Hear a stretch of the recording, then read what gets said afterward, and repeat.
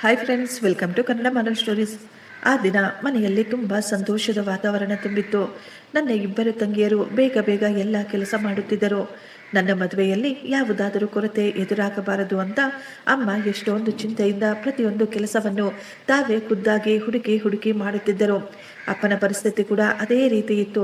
ಅವರು ಅಡಿಗೆ, ಡೆಕೋರೇಷನ್, ಬಂದು ಬಳಗದವರನ್ನು ಎಲ್ಲ ಕೆಲಸವನ್ನು ಅವರೇ ನೋಡಿಕೊಳ್ತಾ ಇದ್ರು. ಅಪ್ಪ ರೆಡಿಯಾಗುವುದನ್ನು ಸಹ ಮರೆತು ಮದುವೆಯ ತಯಾರಿಗಳನ್ನು ಮಾಡುತ್ತಿದ್ದರು. ನನ್ನ ಚಿಕ್ಕಪ್ಪ ನನ್ನ ತಲೆಯ ಮೇಲೆ ಪ್ರೀತಿಯಿಂದ ಕೈಯನ್ನು ಇಟ್ಟು, ಮಗ, ಇಂದಿನಿಂದ ನೀನು ಕೇವಲ ನಮ್ಮ ಮಗ ಮಾತ್ರ ಅಲ್ಲ, ನಿನ್ನ ಮೇಲೆ ಬೇರೊಬ್ಬರ ಜವಾಬ್ದಾರಿ ಕೂಡ ಬರುತ್ತೆ. ಆದ್ದರಿಂದ ಪ್ರತಿಯೊಂದು ಹೆಜ್ಜೆಯನ್ನು ತುಂಬ ಯೋಚಿಸಿ ಜಾಗ್ರತೆಯಿಂದ ಇಡು. ಅವರಿವರ ಮಾತು ಕೇಳಿ ನಿನ್ನ ಜೀವನ ಹಾಳು ಮಾಡ್ಕೊಳ್ಬೇಡ ಅಂತ ಹೇಳುತ್ತಿದ್ದರು. ಅವರ ಮಾತು ಕೇಳಿ ನನಗೆ ತುಂಬ ಸಂತೋಷವಾಯಿತು. ಆಗಲೇ ನನ್ನ ಸ್ನೇಹಿತ ದಿಲೀಪ್ ಕೂಡ ಬಂದು ನನ್ನನ್ನು ನೋಡಿ ತುಂಬ ಸಂತೋಷ ಪಡುತ್ತಾ ತಮಾಷೆ ಮಾಡುತ್ತಾ ಹೇಳ್ದ, ಕೊನೆಗೂ ನೀನು ಮದುಮಗ ಆಗ್ಬಿಟ್ಟಿದ್ಯಾ, ನಿನಗೆ ಕೂಡ ಮದುವೆಯಾಗುತ್ತಿದೆ. ಅವನ ಮಾತು ಕೇಳಿ ನಾನು ನಗುತ್ತಾ ಹೇಳಿದೆ, ನಾನು ಮದುವೆ ಮಾಡಿಕೊಳ್ಳುತ್ತಿರುವುದರಿಂದ ನನಗಿಂತಲೂ ನಿನಗೆ ತುಂಬ ಸಂತೋಷ ಆಗ್ತಾ ಇದೆ ಅಂತ ಅನ್ನಿಸ್ತಾ ಇದೆ. ಅವನ ತಕ್ಷಣ ಹೇಳ್ದ, ನನಗೆ ತುಂಬ ಸಂತೋಷನೇ ಆಗ್ತಾ ಇದೆ, ಆದರೆ ನನ್ನ ಒಂದು ಸಲಹೆಯನ್ನು ನೀನು ತುಂಬ ಗಮನವಿಟ್ಟು ಕೇಳಿಸ್ಕೊ. ನಾನು ಅವನನ್ನು ಎಷ್ಟು ಆಶ್ಚರ್ಯವಾಗಿ ನೋಡುತ್ತಾ ಕೇಳಿದೆ, ಎಂತಹ ಸಲಹೆ? ಅವನು ಬಗ್ಗಿ ನನ್ನ ಕಿವಿಯಲ್ಲಿ ತುಂಬ ನಿಧಾನವಾಗಿ ಹೇಳ್ದ, ನೋಡು ಮಗ, ಮದುವೆಯ ನಂತರ ಹೆಂಡತಿಯ ಮೇಲೆ ಮೊದಲಿನಿಂದಲೂ ಕಣ್ಣನ್ನು ಇಟ್ಟಿರಬೇಕು. ಈಗ ಕಾಲ ತುಂಬ ಬದಲಾಗಿದೆ, ನಿನಗೆ ಅರ್ಥವಾಯಿತು ತಾನೆ ನಾನು ನಿನಗೆ ಏನು ಹೇಳಬೇಕು ಅಂತ ಅಂದುಕೊಂಡಿದ್ದೀನಿ. ನಾನು ಅವನ ಮಾತುಗಳನ್ನು ತೆಗೆದುಹಾಕಿದೆ. ದಿಲೀಪ್, ಎಲ್ಲ ಹೆಣ್ಣು ಮಕ್ಕಳು ಒಂದೇ ರೀತಿ ಇರೋದಿಲ್ಲ. ಅವನು ನಗುತ್ತಾ ಹೇಳ್ದ, ನಾನು ಹೇಳಬೇಕಾಗಿರುವುದನ್ನು ಹೇಳ್ಬಿಟ್ಟಿದ್ದೀನಿ, ಕೇಳೋದು ಬಿಡೋದು ನಿನ್ನ ಇಷ್ಟ, ಮುಂದೆ ಎಲ್ಲವನ್ನು ನೀನೇ ಅರ್ಥ ಮಾಡಿಕೊಳ್ಳಬೇಕು. ಆಗಲೇ ಅಪ್ಪ ಕೂಡ ಕರೆದರು, ಎಲ್ಲರೂ ಬೇಗ ಬೇಗ ರೆಡಿಯಾಗಿ ಹೊರಗೆ ಬಂದ್ಬಿಡಿ, ಬಸ್ಸು ಬಂದ್ಬಿಟ್ಟಿದೆ, ನಾವು ಇಲ್ಲಿಂದ ಬೇಗ ಹೊರಡಬೇಕು. ನಂತರ ನಾವು ಇನ್ನು ಏನು ಮಾತನಾಡಿಕೊಳ್ಳಲಿಲ್ಲ. ತುಂಬ ಸಂತೋಷದಿಂದ ಮದುವೆಯ ಕಾರ್ಯಕ್ರಮಗಳು ಪೂರ್ತಿಯಾಗಿದ್ದವು. ಎಲ್ಲರೂ ನನಗೆ ಹರಸುತ್ತಿದ್ದರು. ನಾವೆಲ್ಲರೂ ತುಂಬ ಸಂತೋಷವಾಗಿದ್ದೆವು. ನಾನು ಮದುಮಗಳನ್ನು ಆ ಕೆಂಪು ಸೀರೆಯಲ್ಲಿ ನೋಡಿ ಹಾಗೆಯೇ ನೋಡುತ್ತಾ ನಿಂತು ಬಿಟ್ಟಿದ್ದೆ. ಅವಳು ತಲೆ ಬಗ್ಗಿಸಿಕೊಂಡು ನಿಧಾನವಾಗಿ ನನ್ನ ಕಡೆ ನಡೆದುಕೊಂಡು ಬರುತ್ತಿದ್ದಳು. ಮದುವೆಯ ನಂತರ ಮದುಮಗಳನ್ನು ಕರೆದುಕೊಂಡು ಮನೆಗೆ ಬರುವಷ್ಟರಲ್ಲಿ ರಾತ್ರಿಯಾಗಿ ಬಿಟ್ಟಿತ್ತು. ಮನೆಯ ಹೆಂಗಸರು ನನ್ನ ಹೆಂಡತಿಯನ್ನು ರೂಮಿನೊಳಗೆ ಕರೆದುಕೊಂಡು ಹೋದರು. ನಾನು ನನ್ನ ಗೆಳೆಯರ ಜೊತೆ ಸ್ವಲ್ಪ ಸಮಯ ಹೊರಗೆ ಕುಳಿತುಕೊಂಡಿದ್ದೆ. ದಿಲೀಪ್ ನನ್ನ ಹತ್ತಿರ ಬಂದು ತುಂಬ ನಿಧಾನವಾಗಿ ಹೇಳ್ದ, ರಾಜೇಶ್, ಒಂದು ವಿಷಯ ಹೇಳಬಹುದಾ? ಹೇಳು ಮಗ, ಏನಾಯ್ತು ಅಂತ ಹೇಳಿದಾಗ ಅವನು ಹೇಳಿದ, ನಾನು ನಿನ್ನ ಗೆಳೆಯ, ಆದ್ದರಿಂದ ನಾನು ನಿನಗೆ ಯಾವತ್ತೂ ಒಳ್ಳೆಯದನ್ನೇ ಬಯಸುತ್ತೇನೆ. ನಾನು ನಿನಗೆ ಒಂದು ಚಿಕ್ಕ ಸಲಹೆ ಕೊಡುತ್ತೇನೆ. ರಾತ್ರಿ ನೀನು ನಿನ್ನ ಹೆಂಡತಿಯನ್ನು ಭೇಟಿಯಾದಾಗ ಅವಳ ಬಳಿ ಕೇವಲ ಒಂದೇ ಒಂದು ಚಿಕ್ಕ ಪ್ರಶ್ನೆಯನ್ನು ಕೇಳು. ನಾನು ಎಷ್ಟೋ ಆಶ್ಚರ್ಯದಿಂದ ಕೇಳ್ತಾ ಇದ್ದೆ, ಎಂತಹ ಪ್ರಶ್ನೆ?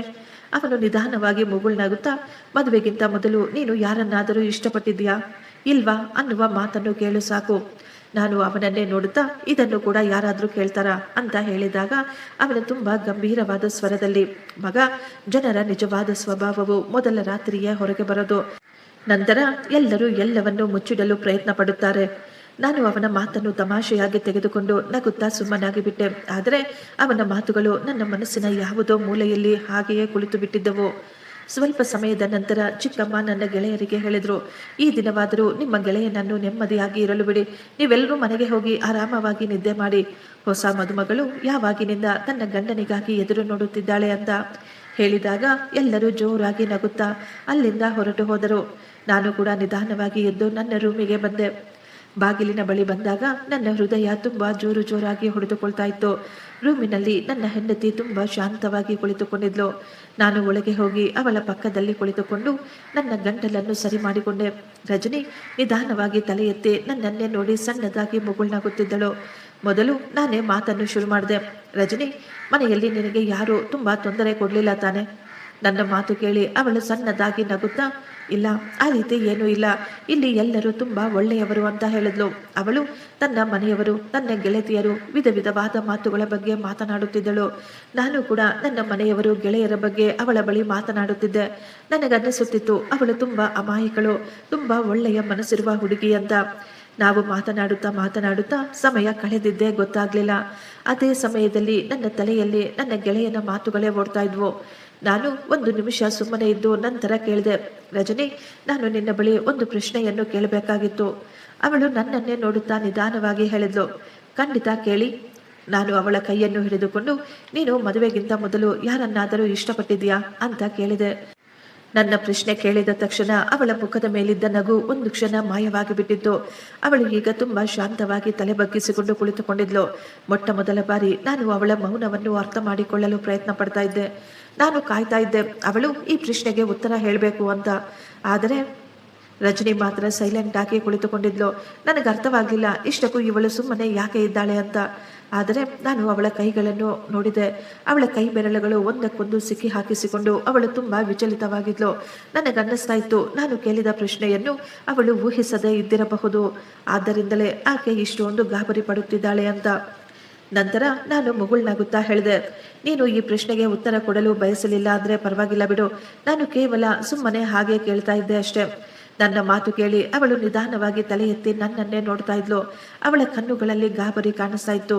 ಆದರೆ ಅವಳ ಮುಖದ ಮೇಲೆ ಒಂದು ವಿಚಿತ್ರವಾದ. ನಂತರ ಅವಳು ನಿಧಾನವಾಗಿ ಹೌದು ಅಂತ ಹೇಳಿದಳು. ಇದನ್ನು ಕೇಳಿದ ತಕ್ಷಣ ನನ್ನ ಹೃದಯ ಬಡಿತ ಒಂದು ಕ್ಷಣ ನಿಂತಂತೆ ಆಗಿಬಿಟ್ಟಿತ್ತು.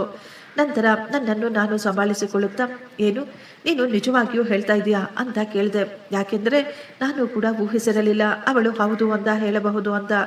ರಜನಿ ಈಗ ಇನ್ನೊಮ್ಮೆ ನನ್ನನ್ನೇ ನೋಡುತ್ತಾ ಹೌದು ಅಂತ ಇನ್ನೊಂದು ಬಾರಿ ತಲೆಯಾಡಿಸಿದಳು. ನಂತರ ಅವಳು ನನ್ನ ಬಳಿ ಏನನ್ನೋ ಹೇಳಬೇಕು ಅಂತ ಅಂದುಕೊಂಡಿದ್ಲು ಅನ್ಸುತ್ತೆ. ಆದರೆ ಮಧ್ಯದಲ್ಲಿ ಸುಮ್ಮನಾಗಿ ಬಿಟ್ಲು. ನಾನು ಅವಳ ಮುಖವನ್ನೇ ಗಮನವಿಟ್ಟು ನೋಡುತ್ತಿದ್ದೆ. ನನಗೆ ಅನ್ನಿಸುತ್ತಿರಲಿಲ್ಲ ಅವಳು ನನ್ನ ಬಳಿ ಸುಳ್ಳು ಹೇಳ್ತಾ ಇರಬಹುದು ಅಥವಾ ತಮಾಷೆ ಮಾಡ್ತಾ ಇರಬಹುದು ಅಂತ. ಆದರೆ ಅವಳ ಈ ಮೌನ ನನ್ನ ಮನಸ್ಸಿನಲ್ಲಿ ಎಷ್ಟೊಂದು ಪ್ರಶ್ನೆಗಳನ್ನು ಹುಟ್ಟು ಹಾಕಿತ್ತು. ನಂತರ ನಾನು ಆಕೆಯನ್ನು ಏನೂ ಕೇಳಲೇ ಇಲ್ಲ.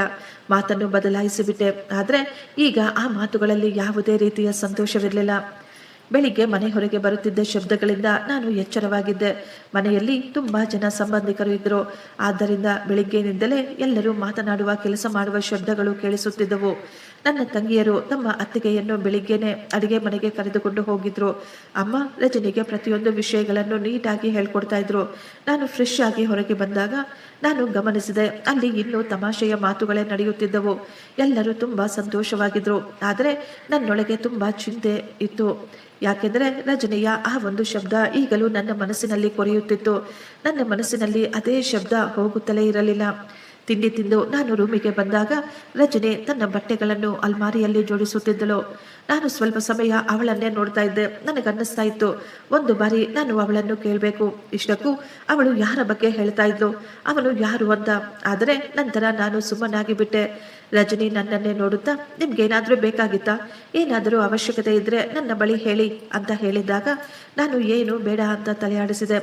ನನ್ನೊಳಗಿನ ಆ ಬದಲಾವಣೆ ಅವಳಿಗೆ ಕೂಡ ಅರ್ಥವಾಗಿತ್ತು. ಆದರೆ ನಾನು ಅವಳನ್ನು ನೋಡದೆ ಬೇರೆ ಕಡೆ ನೋಡ್ತಾ ಇದ್ದೆ. ಮಧ್ಯಾಹ್ನ ಆಗುವಷ್ಟರಲ್ಲಿ ಇನ್ನೂ ಹೆಚ್ಚಿನ ಸಂಬಂಧಿಕರು ಮನೆಗೆ ಬಂದು ಬಿಟ್ಟಿದ್ರು. ನನ್ನ ಹೆಂಡತಿಯನ್ನು ನೋಡಿದವರೆಲ್ಲರೂ ಅವಳನ್ನು ತುಂಬಾ ಹೊಗಳುತ್ತಿದ್ದರು. ನನ್ನ ಅಮ್ಮ ಕೂಡ ತುಂಬಾ ಸಂತೋಷವಾಗಿದ್ರು. ಅವರು ಪದೇ ಪದೇ ಹೇಳ್ತಾ ಇದ್ರು, ದೇವರ ದಯೆಯಿಂದ ನನಗೆ ಸೊಸೆಯಲ್ಲ ಒಬ್ಬ ಮಗಳು ಸಿಕ್ಕಿದ್ದಾಳೆ ಅಂತ.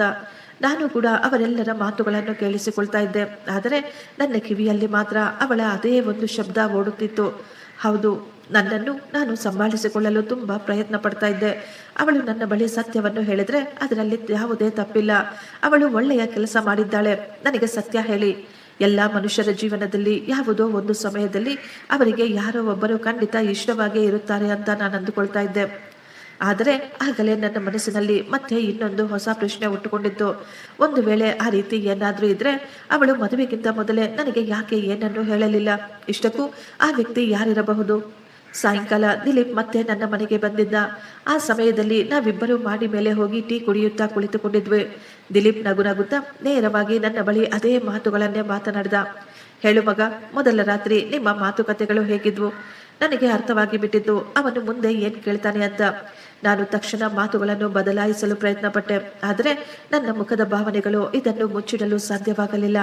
ಅವನು ತಕ್ಷಣ ನನ್ನ ಬಳಿ ಕೇಳಿದ, ನೀನು ತುಂಬಾ ಚಿಂತೆಯಲ್ಲಿ ಇರುವಂತೆ ಕಾಣಿಸ್ತಾ ಇದೆ. ಇಷ್ಟಕ್ಕೂ ಏನಾಯ್ತು?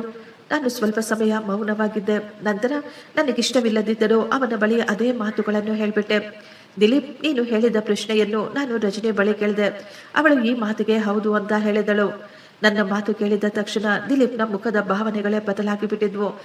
ಅವನು ತಕ್ಷಣ ತುಂಬಾ ಗಂಭೀರವಾಗಿ ನನ್ನನ್ನೇ ನೋಡುತ್ತಾ ಹೇಳ್ದ, ನಂತರ ನೀನು ಅವಳ ಬಳಿ ಏನ್ ಕೇಳಿದೆ? ಅವನು ಏನೋ ಹೇಳಬೇಕು ಅಂದುಕೊಂಡಿದ್ದ. ಆದರೆ ನಾನು ಮಾತನ್ನು ಬದಲಾಯಿಸಿಬಿಟ್ಟೆ. ಬಿಡೋ ಸಾಕು, ಅದೆಲ್ಲ ಬೇಡ. ಆದರೆ ದಿಲೀಪ್ ಕೋಪದಿಂದ ನನ್ನನ್ನೇ ನೋಡುತ್ತಾ, ನಿನ್ಗೇನಾದ್ರೂ ಬುದ್ಧಿ ಇದೆಯಾ ಇಲ್ವೇನೋ? ಈ ರೀತಿ ಅರ್ಧ ಮಾತುಗಳನ್ನು ಕೇಳಿಸಿಕೊಂಡು ಯಾವಾಗಲೂ ಸುಮ್ಮನೆ ಇರಬಾರ್ದು. ನಾನು ಅವನಿಗೆ ಅರ್ಥ ಮಾಡಿಸಲು ಪ್ರಯತ್ನ ಪಟ್ಟೆ. ನೀನು ಇದರ ಬಗ್ಗೆ ತುಂಬಾ ಹೆಚ್ಚಾಗಿ ಯೋಚನೆ ಮಾಡ್ತಾ ಇದೀಯಾ ಅಂತ. ಆದರೆ ಅವನು ಪದೇ ಪದೇ ಒಂದೇ ಮಾತನ್ನೇ ಹೇಳ್ತಾ ಇದ್ದ. ಇದರ ಬಗ್ಗೆ ಅತ್ತಿಗೆ ನಿನಗೆ ಮೊದಲೇ ಎಲ್ಲವನ್ನೂ ಹೇಳಬೇಕಾಗಿತ್ತು. ಆದರೆ ಈ ರೀತಿ ಮೌನವಾಗಿದ್ರೆ ಇದಕ್ಕೆ ಏನು ಅರ್ಥ? ಆಕೆ ಸುಮ್ಮನೆ ಇದ್ದರೆ ಖಂಡಿತ ಇದರ ಹಿಂದೆ ಏನೋ ತುಂಬಾ ದೊಡ್ಡ ವಿಷಯ ಇದ್ದೇ ಇರುತ್ತೆ. ನಾನು ಅವನ ಮಾತಿಗೆ ಯಾವುದೇ ಉತ್ತರ ಕೊಡಲಿಲ್ಲ. ಆದರೆ ಅವನ ಪ್ರತಿಯೊಂದು ಮಾತುಗಳು ಹಾಗೆಯೇ ನನ್ನ ಮನಸ್ಸಿನಲ್ಲಿ ಉಳಿದು ಬಿಟ್ಟಿದ್ದವು. ರಾತ್ರಿ ನಾನು ರೂಮಿಗೆ ಹೋದಾಗ ರಜನಿ ತನ್ನ ಸೀರೆಯನ್ನು ಐರನ್ ಮಾಡಿಕೊಳ್ಳುತ್ತಿದ್ದಳು. ನನ್ನನ್ನು ನೋಡಿದ ತಕ್ಷಣ ಹೇಳಿದ್ಲು, ಅತ್ತೆ ಹೇಳ್ತಾ ಇದ್ರು ನಾಳೆ ಬೆಳಿಗ್ಗೆ ನಾವೆಲ್ಲರೂ ನಿಮ್ಮ ಚಿಕ್ಕಮ್ಮನ ಮನೆಗೆ ಹೋಗಬೇಕು ಅಂತ. ನೀವು ನಾಳೆ ಬೆಳಿಗ್ಗೆ ಬೇಗ ರೆಡಿ ಆಗ್ಬಿಡಿ. ನಾನು ಕೇವಲ ಸರಿ ಎಂದು ತಲೆಯಾಡಿಸಿ ಅಲ್ಲೇ ಮಂಚದ ಒಂದು ಕಡೆ ಮಲಗಿಬಿಟ್ಟೆ. ರಜನಿ ಸ್ವಲ್ಪ ಸಮಯ ನನ್ನನ್ನೇ ನೋಡ್ತಾ ಇದ್ಲು. ನಂತರ ಹತ್ತಿರ ಬಂದು, ಏನಾಯ್ತು, ನೀವು ನನ್ನ ಮೇಲೆ ಬೇಸರವಾಗಿದ್ದೀರಾ ಅಂತ ಕೇಳಿದ್ಲು. ನಾನು ಅವಳ ಕಣ್ಣುಗಳನ್ನೇ ಗಮನವಿಟ್ಟು ನೋಡ್ತಾ ಇದ್ದೆ. ಆ ಕಣ್ಣುಗಳಲ್ಲಿ ಯಾವುದೇ ಅಮಾಯಕತ್ವ, ಯಾವುದೇ ಗಾಬರಿ ಕಾಣಿಸ್ತಾ ಇರಲಿಲ್ಲ. ಅಷ್ಟು ಮಾತ್ರವಲ್ಲ, ನಾಚಿಕೆ ಮತ್ತು ಭಯ ಕೂಡ ಕಾಣಿಸ್ತಾ ಇರಲಿಲ್ಲ. ನಾನು ಅಂದುಕೊಂಡಿದ್ರೆ ಅದೇ ಸಮಯದಲ್ಲಿ ಅವಳನ್ನು ಎಲ್ಲವೂ ಕೇಳಿಬಿಡಬಹುದಾಗಿತ್ತು. ನೀನು ಯಾರನ್ನು ಇಷ್ಟಪಡ್ತಾ ಇದ್ದೆ ಅಂತ. ಆದರೆ ಯಾಕೋ ಗೊತ್ತಿಲ್ಲ, ನನ್ನ ಬಾಯಿಂದ ಒಂದೇ ಒಂದು ಮಾತು ಸಹ ಹೊರಗೆ ಬರಲಿಲ್ಲ. ಆದರೆ ನನ್ನ ಗೆಳೆಯನ ಮಾತುಗಳು ಮಾತ್ರ ನನ್ನ ತಲೆಯಲ್ಲೇ ಓಡ್ತಾ ಇದ್ವು. ರಜನಿ ನನ್ನ ಬಳಿ ಏನೋ ಮಾತನಾಡುತ್ತಿದ್ದಳು. ಆದರೆ ನಾನು ಏನನ್ನು ಹೇಳದೆ ಆ ಕಡೆ ತಿರುಗಿ ಮಲಗಿಕೊಂಡೆ. ಅವಳು ಕೂಡ ತನ್ನ ಕೆಲಸವನ್ನು ಪೂರ್ತಿ ಮಾಡಿ ಇನ್ನೊಂದು ಬದಿಯಲ್ಲಿ ಬಂದು ಮಲಗಿಕೊಂಡಳು. ಆದರೆ ಆ ರಾತ್ರಿ ಅವಳಿಗೂ ಮತ್ತು ನನಗೂ ಇಬ್ಬರಿಗೂ ನಿದ್ದೆನೇ ಬರಲಿಲ್ಲ. ಪ್ರತಿ ಬಾರಿ ನನ್ನ ತಲೆಯಲ್ಲಿ ಅದೇ ವಿಷಯಗಳೇ ಹೊಡ್ತಾ ಇತ್ತು. ಮದುವೆಯಾಗಿ ಇನ್ನು ಕೇವಲ ಕೆಲವು ದಿನಗಳು ಮಾತ್ರ ಕಳೆದಿದ್ದವು. ಮನೆಗೆ ಆಗಾಗ ನೆಂಟರು ಬಂದು ಹೋಗ್ತಾ ಇದ್ರು. ರಜನಿ ಎಲ್ಲರ ಜೊತೆ ತುಂಬಾ ಪ್ರೀತಿಯಿಂದ ಗೌರವದಿಂದ ನಡೆದುಕೊಳ್ತಾ ಇದ್ಲು. ಅಮ್ಮ ಅಡಿಗೆ ಮನೆಯಲ್ಲಿ ಕೆಲಸ ಮಾಡ್ತಾ ಇದ್ರೆ ಅವಳು ಅಮ್ಮನ ಬಳಿ ಹೋಗಿ, ಅತ್ತೆ ನೀವು ವಿಶ್ರಾಂತಿ ತೆಗೆದುಕೊಳ್ಳಿ, ಈ ಕೆಲಸ ನಾನು ಮಾಡುತ್ತೇನೆ ಎಂದು ಅವಳು ಎಲ್ಲ ಕೆಲಸ ಮಾಡ್ತಾ ಇದ್ಲು. ರಜನಿ ಸಮಯ ಸಿಕ್ಕಾಗ ನನ್ನ ತಂಗಿಯರ ಜೊತೆ ನಗು ನಗುತ್ತಾ ಮಾತನಾಡುತ್ತಾ ಸಂತೋಷದಿಂದ ಸಮಯ ಕಳೆಯುತ್ತಿದ್ದಳು. ಅವಳು ಅಪ್ಪನ ಆರೋಗ್ಯದ ಬಗ್ಗೆ ಕೂಡ ತುಂಬಾ ಗಮನ ಹರಿಸುತ್ತಿದ್ದಳು. ಮನೆಯವರು ಅವಳನ್ನು ತುಂಬಾ ಮೆಚ್ಚಿಕೊಳ್ತಾ ಇದ್ದರು. ಅವಳ ಬಗ್ಗೆ ಜನರ ಬಾಯಿಂದ ಒಳ್ಳೆಯ ಮಾತುಗಳನ್ನು ಕೇಳಿದಾಗ ನನ್ನ ಮನಸ್ಸಿನಲ್ಲಿ ಎಷ್ಟೊಂದು ಪ್ರಶ್ನೆಗಳು ಎದ್ದೇಳ್ತಾ ಇದ್ವು. ನನಗೆ ಎಷ್ಟೋ ಬಾರಿ ಆಶ್ಚರ್ಯವಾಗ್ತಾ ಇತ್ತು, ಇಷ್ಟಕ್ಕೂ ಈ ಒಂದೇ ಒಂದು ಮಾತನ್ನು ನನ್ನಿಂದ ಯಾಕೆ ಮರೆಯಲು ಸಾಧ್ಯವಾಗ್ತಾ ಇಲ್ಲ ಅಂತ. ಒಂದು ದಿನ ಮಧ್ಯಾಹ್ನ ಊಟ ಮಾಡಲು ಕುಳಿತುಕೊಂಡಾಗ ರಜನಿ ಎಲ್ಲರಿಗೂ ಊಟ ಬಡಿಸುತ್ತಾ ಅವಳು ನನ್ನ ಬಳಿ ಬಂದಾಗ ಮುಗುಳ್ನಗುತ್ತಾ, ಈ ದಿನ ನಿಮಗಾಗಿ ನಾನು ಸ್ಪೆಷಲ್ ಆಗಿ ನಿಮಗಿಷ್ಟವಾದ ಊಟವನ್ನು ತಯಾರು ಮಾಡಿದ್ದೇನೆ. ನನಗೆ ಚೆನ್ನಾಗಿ ಗೊತ್ತು ನಿಮಗೆ ತುಂಬಾ ಹೆಚ್ಚಿನ ಖಾರ ಇಷ್ಟವಿಲ್ಲ ಅಂತ. ಅವಳ ಮಾತು ಕೇಳಿ ನಾನು ಸ್ವಲ್ಪ ಸಮಯ ಶಾಕ್ ಆಗಿದ್ದೆ. ಯಾಕೆಂದ್ರೆ ನಾನು ಅವಳಿಗೆ ಯಾವತ್ತೂ ಏನನ್ನೂ ಹೇಳಿರ್ಲಿಲ್ಲ. ಆಗಲೇ ಅಮ್ಮ ನನ್ನ ಮುಖದ ಭಾವನೆಗಳನ್ನು ಅರ್ಥ ಮಾಡಿಕೊಂಡು ಅವರು ನಗು ನಗುತ್ತಾ ಹೇಳಿದ್ರು, ಮಗ, ನಾನೇ ರಜನಿಗೆ ಹೇಳಿದೆ ನಿನಗೆ ಏನು ಇಷ್ಟ ಏನು ಇಷ್ಟ ಇಲ್ಲ ಅಂತ. ಎಲ್ಲರೂ ಮನೆಯಲ್ಲಿ ತುಂಬಾ ಸಂತೋಷದಿಂದ ಊಟ ಮಾಡ್ತಾ ಇದ್ರು. ಆದರೆ ನಾನು ಮಾತ್ರ ತುಂಬಾ ಬೇಸರವಾಗಿ ಕುಳಿತುಕೊಂಡಿದ್ದೆ. ನನ್ನ ಕಣ್ಣುಗಳು ಪದೇ ಪದೇ ರಜನಿಯ ಮೇಲೆಯೇ ಹೋಗ್ತಾ ಇದ್ವು. ಅವಳು ಎಲ್ಲರನ್ನೂ ತುಂಬಾ ಚೆನ್ನಾಗಿ ನೋಡ್ಕೊಳ್ತಾ ಇದ್ಲು.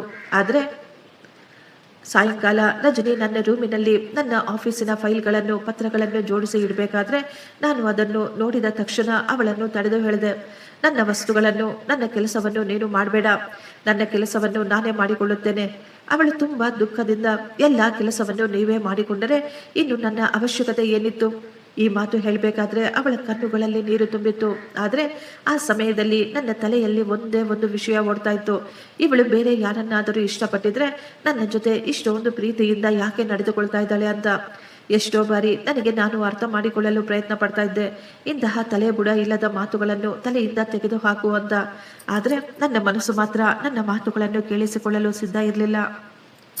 ರಾತ್ರಿ ದೀಪಕ್ ಫೋನ್ ಮಾಡಿ ತುಂಬಾ ಮುಖ್ಯವಾದ ವಿಷಯ, ಭೇಟಿಯಾಗಬೇಕು, ಹೊರಗೆ ಬಾ ಅಂತ ಕರೆದ. ನನಗನ್ನಿಸ್ತಾ ಇತ್ತು ತುಂಬಾ ಸಮಯವಾಯಿತು, ನಾವುಗಳು ಒಟ್ಟಾಗಿ ಕುಳಿತು ಮಾತನಾಡಿಕೊಂಡಿಲ್ಲ ಅಂದುಕೊಂಡು ನಾನು ಅವನ ಬಳಿ ಹೋದೆ. ನಾವು ಹೋಟೆಲ್ಗೆ ಹೋಗಿ ಟೀಯನ್ನು ಕುಡಿಯುತ್ತಾ ಕುಳಿತಿರ್ಬೇಕಾದ್ರೆ ಅವನು ನನ್ನನ್ನು ನೋಡಿ ನಗುತ್ತಾ, ಇನ್ನೇನು ಮಗ ಸಮಾಚಾರಗಳು?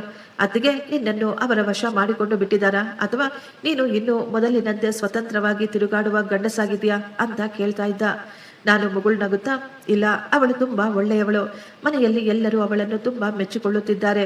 ರಜನಿ ಸಂತೋಷವಾಗಿ ಎಲ್ಲರ ಸೇವೆ ಮಾಡ್ತಾಳೆ ಅಂತ ಹೇಳಿದಾಗ ದಿಲೀಪ್ ನನ್ನ ಮಾತುಗಳನ್ನು ಮಧ್ಯದಲ್ಲೇ ನಿಲ್ಲಿಸಿ, ನಾನು ಈ ಮಾತನ್ನು ಕೇಳಲಿಲ್ವಲ್ಲ, ನಾನು ಕೇಳಿದೆ.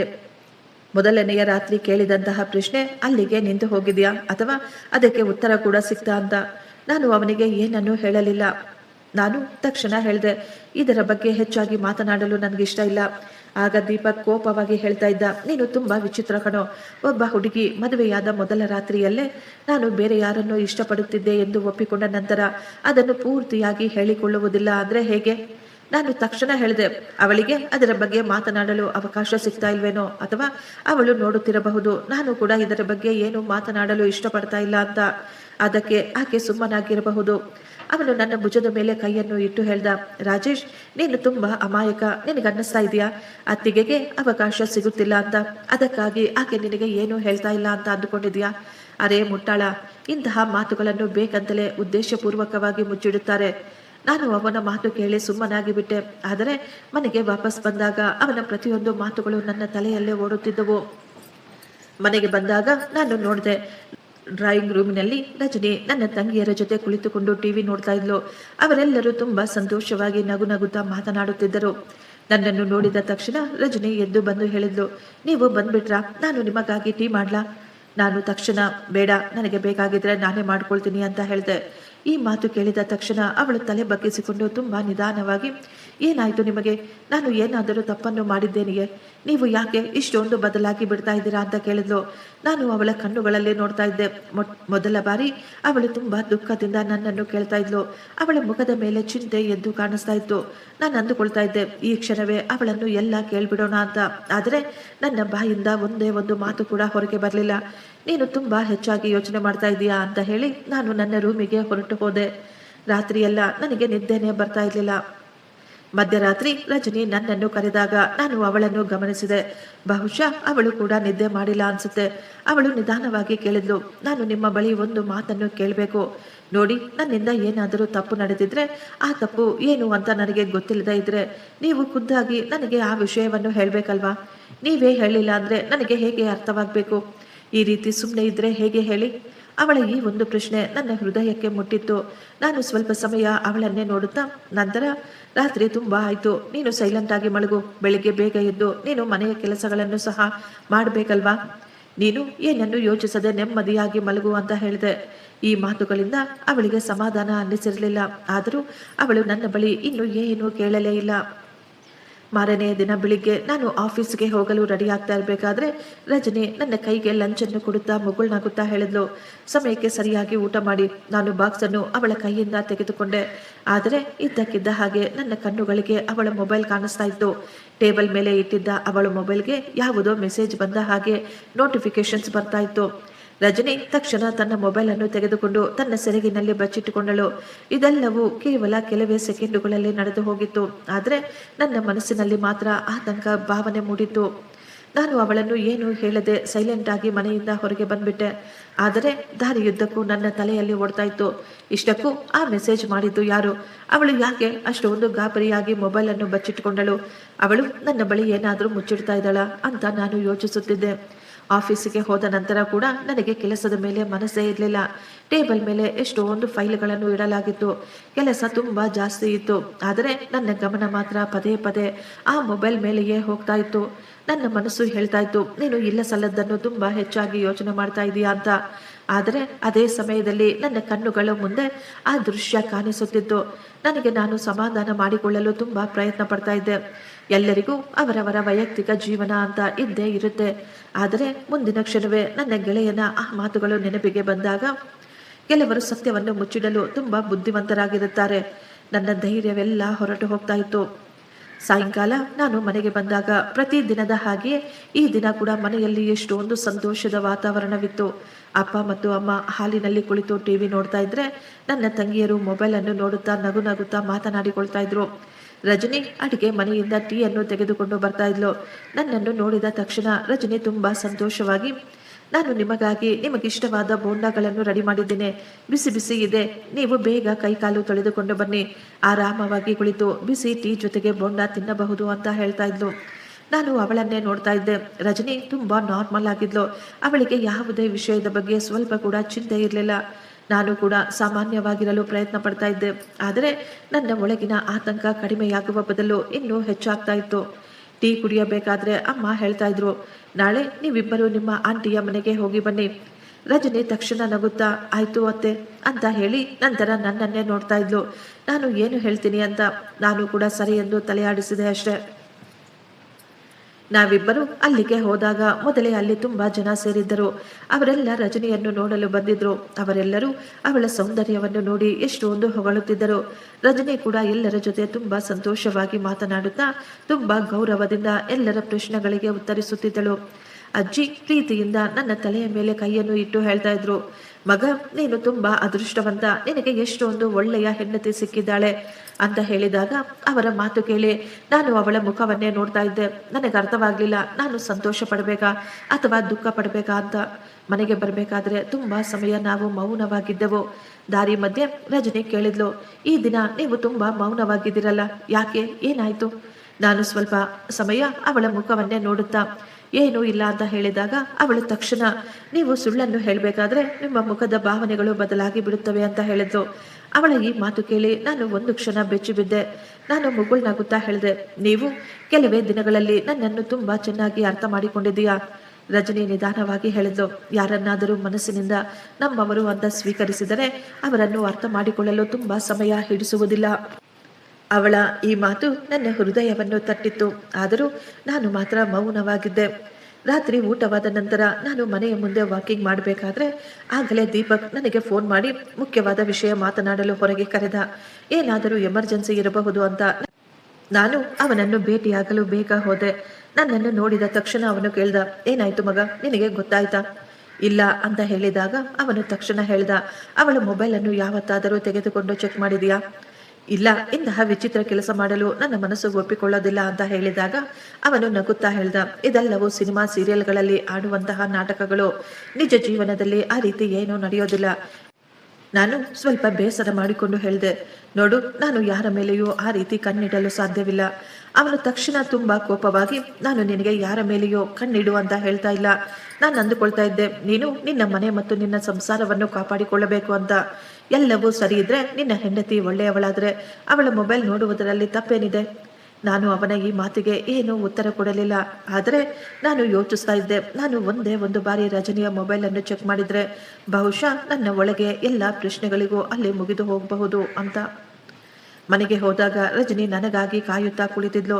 ಅವಳು ನನ್ನನ್ನು ನೋಡಿದ ತಕ್ಷಣ, ನಾನು ನಿಮಗೆ ಬಿಸಿ ಬಿಸಿ ಹಾಲನ್ನು ರೆಡಿ ಮಾಡಿ ತೆಗೆದುಕೊಂಡು ಬರುತ್ತೇನೆ, ಕುಡಿಯಿರಿ, ನಂತರ ಆರಾಮವಾಗಿ ಮಲಗಬಹುದು ಅಂತ ಹೇಳಿ ಹಾಲು ಕೊಟ್ಟಾಗ ನಾನು ಬೇಗ ಹಾಲನ್ನು ಕುಡಿದು ಬಿಟ್ಟೆ. ಆದರೆ ಅವಳು ನನ್ನ ಮುಂದೆ ಕುಳಿತು ನಿಮ್ಮ ಜೊತೆ ಒಂದು ಮಾತು ಹೇಳಬೇಕಾಗಿತ್ತು ಅಂತ ಹೇಳಿದಾಗ ನಾನು ಅವಳನ್ನೇ ನೋಡ್ತಾ ಇದ್ದೆ. ರಜನಿ ಹೇಳ್ತಾ ಇದ್ಲು, ನನಗೆ ಗೊತ್ತಿಲ್ಲ ನಿಮ್ಮ ಮನಸ್ಸಿನಲ್ಲಿ ಏನು ನಡೀತಾ ಇದೆ ಅಂತ, ಆದರೆ ನನಗೆ ಅರ್ಥವಾಗ್ತಾ ಇದೆ ನೀವು ಮೊದಲಿನಂತೆ ಇಲ್ಲ ಅಂತ. ನೋಡಿ, ನಾನು ಮತ್ತೊಮ್ಮೆ ನಿಮಗೆ ಹೇಳ್ತಾ ಇದ್ದೀನಿ, ನನ್ನಿಂದ ಏನಾದರೂ ತಪ್ಪು ನಡೆದಿದ್ರೆ ನೀವು ನನಗೆ ನೇರವಾಗಿ ಹೇಳಿ. ಈ ರೀತಿ ಮೌನವಾಗಿದ್ದು ನನಗೆ ನೀವು ಶಿಕ್ಷೆ ಕೊಡಬೇಡಿ. ನನಗೆ ಗೊತ್ತಾಗ್ಬೇಕಲ್ವಾ ನನಗೆ ಯಾವ ವಿಷಯಕ್ಕಾಗಿ ಶಿಕ್ಷೆ ಕೊಡಲಾಗ್ತಾ ಇದೆ ಅಂತ. ಅವಳ ದುಃಖ ಕಣ್ಣೀರನ್ನು ನೋಡಿ ಒಂದು ಕ್ಷಣ ನನ್ನ ಕಣ್ಣುಗಳು ಸಹ ತುಂಬಿ ಬಂದಿದ್ವು. ಆದರೆ ನಾನು ನನ್ನ ಕಣ್ಣೀರನ್ನು ಮರೆಮಾಚಿಕೊಂಡೆ. ಆ ಸಮಯದಲ್ಲಿ ನಾನು ಅಂದುಕೊಳ್ತಾ ಇದ್ದೆ, ಇದೇ ಕ್ಷಣದಲ್ಲಿ ಎಲ್ಲವನ್ನೂ ಹೇಳ್ಬಿಡೋಣ ಅಂತ. ಆದರೆ ನನ್ನ ಸ್ನೇಹಿತನ ಮಾತುಗಳು ಪದೇ ಪದೇ ನನ್ನ ತಲೆಯಲ್ಲಿ ಓಡ್ತಾ ಇದ್ವು. ನನ್ನನ್ನು ನಾನು ನಾರ್ಮಲ್ ಆಗಿ ಇಟ್ಟುಕೊಳ್ಳಲು ಪ್ರಯತ್ನ ಪಡುತ್ತಾ ಸರಿಯಾದ ಸಮಯ ಬಂದಾಗ ಇದರ ಬಗ್ಗೆ ಮಾತನಾಡೋಣ ಅಂತ ಹೇಳಿಬಿಟ್ಟೆ. ಈ ಮಾತು ಕೇಳಿದ ತಕ್ಷಣ ಅವಳ ಮುಖ ಚಿಕ್ಕದಾಗಿ ಬಿಟ್ಟಿತ್ತು. ಅದೇ ರಾತ್ರಿ ಸುಮಾರು 1 ಗಂಟೆಯ ಸಮಯದಲ್ಲಿ ನನಗೆ ಎಚ್ಚರವಾಗಿತ್ತು. ನೀರನ್ನು ಕುಡಿಯಲು ನಾನು ಎದ್ದಾಗ ರಜನಿ ರೂಮಿನಲ್ಲಿರಲಿಲ್ಲ. ನಾನು ಹೊರಗೆ ಬಂದಾಗ ರಜನಿ ಹಾಲಿನ ಒಂದು ಮೂಲೆಯಲ್ಲಿ ಕುಳಿತು ಮೊಬೈಲ್ನಲ್ಲಿ ಯಾರ ಜೊತೆಯೋ ತುಂಬಾ ನಿಧಾನವಾಗಿ ಮಾತನಾಡ್ತಾ ಇದ್ಲು. ನಾನು ಸ್ವಲ್ಪ ದೂರದಲ್ಲಿ ನಿಂತಿದ್ದೆ, ಆದ್ದರಿಂದ ಅವಳ ಮಾತುಗಳು ನನಗೆ ಕೇಳಿಸಲಿಲ್ಲ. ಆದರೆ ನಾನು ತುಂಬಾ ಗಮನವಿಟ್ಟು ಅವಳ ಮಾತುಗಳನ್ನು ಕೇಳಿಸಿಕೊಳ್ಳಲು ಪ್ರಯತ್ನ ಪಟ್ಟಾಗ ನನಗೆ ಅರ್ಥವಾಯಿತು. ಅವಳು ಅಳುತ್ತಾ ಹೇಳ್ತಾ ಇದ್ಲು, ನಾನು ಪ್ರಮಾಣ ಮಾಡುತ್ತಿದ್ದೇನೆ, ನಾನು ಅವರಿಗೆ ಸತ್ಯವನ್ನು ಹೇಳೋದಿಲ್ಲ. ಈ ಮಾತು ಕೇಳಿದ ತಕ್ಷಣ ನನಗೆ ಶಾಕ್ ಹೊಡೆದ ಹಾಗೆ ಆಗ್ಬಿಟ್ಟಿತ್ತು. ಅವಳ ಈ ಒಂದು ಮಾತು ನನ್ನ ಮನಸ್ಸಿನಲ್ಲಿದ್ದ ಅನುಮಾನವನ್ನು ಇನ್ನೂ ಹೆಚ್ಚು ಮಾಡಿಬಿಟ್ಟಿತ್ತು. ರಾತ್ರಿ ನಾನು ತುಂಬಾ ಸಮಯ ಎಚ್ಚರವಾಗೇ ಇದ್ದೆ. ಅವಳು ನನ್ನ ಪಕ್ಕದಲ್ಲಿಯೇ ಮಲಗಿದ್ರು ಆ ಕಡೆ ಈ ಕಡೆ ಹೊರಲಾಡುತ್ತಿದ್ದಳು. ನಾನು ಯೋಚಿಸುತ್ತಿದ್ದೆ, ಇಷ್ಟಕ್ಕೂ ಇವಳು ಇಷ್ಟು ಮಧ್ಯರಾತ್ರಿಯಲ್ಲಿ ಯಾರ ಜೊತೆ ಮಾತನಾಡ್ತಾ ಇದ್ಲು? ಇಷ್ಟಕ್ಕೂ ಅವಳು ಏನು ಹೇಳಬೇಕು ಅಂತ ಅಂದುಕೊಳ್ತಾ ಇದ್ಲು? ಯಾರಿಗೆ ಏನಂತ ಪ್ರಮಾಣ ಮಾಡ್ತಾ ಇದ್ಲು? ಯಾವುದೋ ಸತ್ಯವನ್ನು ಅವಳು ನನ್ನಿಂದ ಮುಚ್ಚಿಡಲು ಪ್ರಯತ್ನ ಪಡ್ತಾ ಇದ್ಲು. ನನಗನ್ನಿಸ್ತಾ ಇತ್ತು, ಎದ್ದು ಈ ಕ್ಷಣವೇ ಅವಳನ್ನು ಎಲ್ಲ ಕೇಳಿಬಿಡಬೇಕು ಅಂತ. ಆದರೆ ನಾನು ಅಂದುಕೊಂಡೆ, ಈ ವಿಷಯ ಮನೆಯವರಿಗೆ ಗೊತ್ತಾದ್ರೆ ಅಂತ ನಾನು ಸುಮ್ಮನಾಗಿ ಬಿಟ್ಟೆ.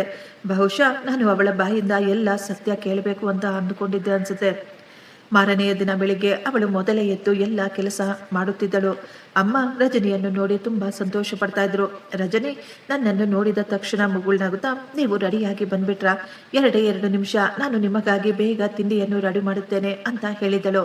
ಅವಳ ಮಾತುಗಳಲ್ಲಿ ಅದೇ ಪ್ರೀತಿ ಆಪ್ಯಾಯತೆ ಇತ್ತು. ಆದರೆ ನನ್ನ ಮನಸ್ಸಿನಲ್ಲಿ ಮಾತ್ರ ಈಗ ಯಾವುದೇ ಭಾವನೆಗಳಿರಲಿಲ್ಲ. ತಿಂಡಿ ತಿನ್ನುವಾಗ ಮನೆಯಲ್ಲಿರುವ ಎಲ್ಲರೂ ನಗು ನಗುತ್ತಾ ಮಾತನಾಡ್ತಾ ಇದ್ರು. ಆದ್ರೆ ನಾನು ಮಾತ್ರ ಸೈಲೆಂಟ್ ಆಗಿ ಕುಳಿತುಕೊಂಡಿದ್ದೆ. ಅಮ್ಮ ಹೇಳ್ತಾ ಇದ್ರು, ಇತ್ತೀಚೆಗೆ ಯಾಕೆ ಇಷ್ಟೊಂದು ಸೈಲೆಂಟ್ ಆಗಿರ್ತೀಯ ಮಗ ಅಂತ. ನಾನು ತಕ್ಷಣ ಮುಗುಳ್ನಗುತ್ತಾ, ಕೆಲಸದ ಮೇಲೆ ತುಂಬಾ ಟೆನ್ಷನ್ ಇದೆ ಅಂತ ಹೇಳ್ಬಿಟ್ಟೆ. ನಾನು ಹೊರಗೆ ಹೋಗ್ಬೇಕಾದ್ರೆ ರಜನಿ ಹೇಳ್ತಾ ಇದ್ಲು, ಈ ದಿನ ನೀವು ಸ್ವಲ್ಪ ಬೇಗ ಮನೆಗೆ ಬರ್ತೀರಾ? ನಾನು ಸ್ವಲ್ಪ ಕೋಪವಾಗಿ ಹೇಳ್ದೆ, ಯಾಕೆ, ಏನಾದರೂ ವಿಶೇಷನಾ? ಅವಳು ಮುಗುಳ್ನಗುತ್ತಾ, ಇಲ್ಲ, ನಾನು ಅಂದುಕೊಳ್ತಾ ಇದ್ದೆ ಈ ದಿನ ನೀವು ಬೇಗ ಬಂದ್ರೆ ನಾವೆಲ್ಲರೂ ಹೊರಗೆ ಹೋಗಿ ಊಟ ಮಾಡೋಣ ಅಂತ. ಸರಿ ಆಯಿತು ಅಂತ ಹೇಳಿ ನಾನು ಅಲ್ಲಿಂದ ಹೊರಟು ಹೋದೆ. ಆಫೀಸಿನಲ್ಲಿ ನಾನು ಬೇಸರವಾಗಿ ಕುಳಿತಿದ್ದೆ. ಆಗ ದೀಪಕ್ ನನ್ನ ಹತ್ತಿರ ಬಂದು ಕುಳಿತುಕೊಂಡು, ಏನಾಯ್ತು ಮಗ, ನೀನು ರಾತ್ರಿ ಸರಿಯಾಗಿ ನಿದ್ದೆ ಮಾಡಿಲ್ಲ ಅಂತ ಅನಿಸುತ್ತೆ. ಈ ಮಾತು ಕೇಳಿದ ತಕ್ಷಣ ನಾನು ಅವನಿಗೆ ಎಲ್ಲ ಮಾತುಗಳನ್ನು ಹೇಳಿಬಿಟ್ಟೆ. ರಜನಿ ರಾತ್ರಿ ಕದ್ದು ಮುಚ್ಚಿ ಯಾರ ಜೊತೆಗೋ ಫೋನಿನಲ್ಲಿ ಮಾತನಾಡ್ತಾ ಇದ್ಲು ಅಂತ. ಅವಳು ಫೋನಿನಲ್ಲಿ ಹೇಳ್ತಾ ಇದ್ಲು, ನಾನು ಅವರಿಗೆ ಯಾವತ್ತೂ ಸತ್ಯವನ್ನು ಹೇಳೋದಿಲ್ಲ. ನನ್ನ ಮಾತು ಕೇಳಿದ ತಕ್ಷಣ ದೀಪಕ್ ಹೇಳ್ದ, ಈಗ ಕೂಡ ನಿನಗೆ ಅವಳ ಮೇಲೆ ಅನುಮಾನ ಬರಲಿಲ್ಲ ಅಂದ್ರೆ ನಿನಗಿಂತ ಮುಟ್ಟಾಳ ಯಾರು ಇರೋದಿಲ್ಲ. ನಾನು ಅವನಿಗೆ ಅರ್ಥ ಮಾಡಿಸಲು ಪ್ರಯತ್ನ ಪಡ್ತಾ ಇದ್ದೆ. ಬಹುಶಃ ಯಾರಾದರೂ ತನ್ನ ಗೆಳತಿಯ ಜೊತೆ ಮಾತನಾಡ್ತಾ ಇರಬಹುದು, ಅಥವಾ ಮನೆಯ ಯಾವುದಾದರೂ ವಿಷಯಕ್ಕೆ ಅವಳು ಆ ರೀತಿ ಹೇಳ್ತಾ ಇರಬಹುದೋ ಏನೋ ಅಂತ. ಈ ಮಾತು ಕೇಳಿದ ತಕ್ಷಣ ಅವನು ಜೋರಾಗಿ ನಗಲು ಶುರು ಮಾಡ್ದ. ಅವನು ಹೇಳ್ತಾ ಇದ್ದ, ಮೋಸ ಹೋದ ಎಲ್ಲ ಗಂಡಸರು ಇದೇ ಮಾತನ್ನು ಹೇಳ್ತಾ ಇರ್ತಾರೆ. ಅವನು ನನ್ನ ಕೈಯನ್ನು ಹಿಡಿದುಕೊಂಡು ನಿಧಾನವಾಗಿ ಹೇಳ್ದ, ರಾಜೇಶ್, ನೀನು ನನ್ನ ಒಂದು ಮಾತನ್ನು ಗಮನವಿಟ್ಟು ಕೇಳಿಸ್ಕೊ. ಈ ರಾತ್ರಿ ನೀನು ಅತ್ತಿಗೆಯ ಮೊಬೈಲನ್ನು ಖಂಡಿತ ಚೆಕ್ ಮಾಡು. ಅವಳು ಅಮಾಯಕಲಾಗಿದ್ರೆ ನಿನ್ನ ಎಲ್ಲ ಅನುಮಾನ ಅಲ್ಲಿಗೆ ಮುಗಿದು ಹೋಗುತ್ತೆ, ಅಥವಾ ಅವಳು ತಪ್ಪಾದವಳಾದ್ರೆ ನಿನ್ನ ಕಣ್ಣ ಮುಂದೆ ಎಲ್ಲ ಸತ್ಯ ಬಂದುಬಿಡುತ್ತೆ. ಅವನ ಮಾತಿಗೆ ನಾನು ಏನೂ ಉತ್ತರ ಕೊಡಲಿಲ್ಲ. ಸಾಯಂಕಾಲ ನಾನು ಮನೆಗೆ ಬಂದಾಗ ಮನೆಯಲ್ಲಿ ಎಲ್ಲರೂ ಒಟ್ಟಿಗೆ ಕುಳಿತು ತುಂಬಾ ನಗುತ್ತಾ ಮಾತನಾಡ್ತಾ ಇದ್ರು. ಸ್ವಲ್ಪ ಸಮಯದಲ್ಲಿ ಎಲ್ಲರೂ ರೆಡಿಯಾಗಿದ್ದರು ಹೊರಗೆ ಊಟ ಮಾಡಲು. ನಾನು ಒಂದು ಮೂಲೆಯಲ್ಲಿ ನಿಂತು ಇದೆಲ್ಲ ನೋಡ್ತಾ ಇದ್ದೆ. ಅವಳು ಎಲ್ಲರ ಜೊತೆ ಸೇರಿಕೊಂಡು ಎಷ್ಟೊಂದು ಸಂತೋಷವಾಗಿ ನಡೆದುಕೊಳ್ತಾ ಇದ್ಲು. ರಜನಿ ನನ್ನನ್ನು ನೋಡಿದ ತಕ್ಷಣ ಅವಳ ಮುಖದ ಮೇಲೆ ಇದ್ದ ಸಂತೋಷ ಮಾಯವಾಗಿ ಬಿಟ್ಟಿತು. ಅವಳು ನನ್ನ ಬಳಿ ಬಂದು, ನೀವು ಏನಾದರೂ ತಿಂದ್ರಾ ಇಲ್ವಾ? ನಾನು ನಿಮಗಾಗಿ ಸ್ವಲ್ಪ ಟೀಯನ್ನು ಮಾಡಿ ತರಲಾ ಅಂತ ಹೇಳಿದಳು. ನಾನು ತಕ್ಷಣ ಹೇಳಿದೆ, ಮೊದಲು ನನ್ನ ಮಾತಿಗೆ ಉತ್ತರ ಕೊಡು. ನೀನು ಎಲ್ಲರ ಬಗ್ಗೆ ಯಾಕೆ ಇಷ್ಟೊಂದು ಚಿಂತೆ ಮಾಡ್ತೀಯಾ?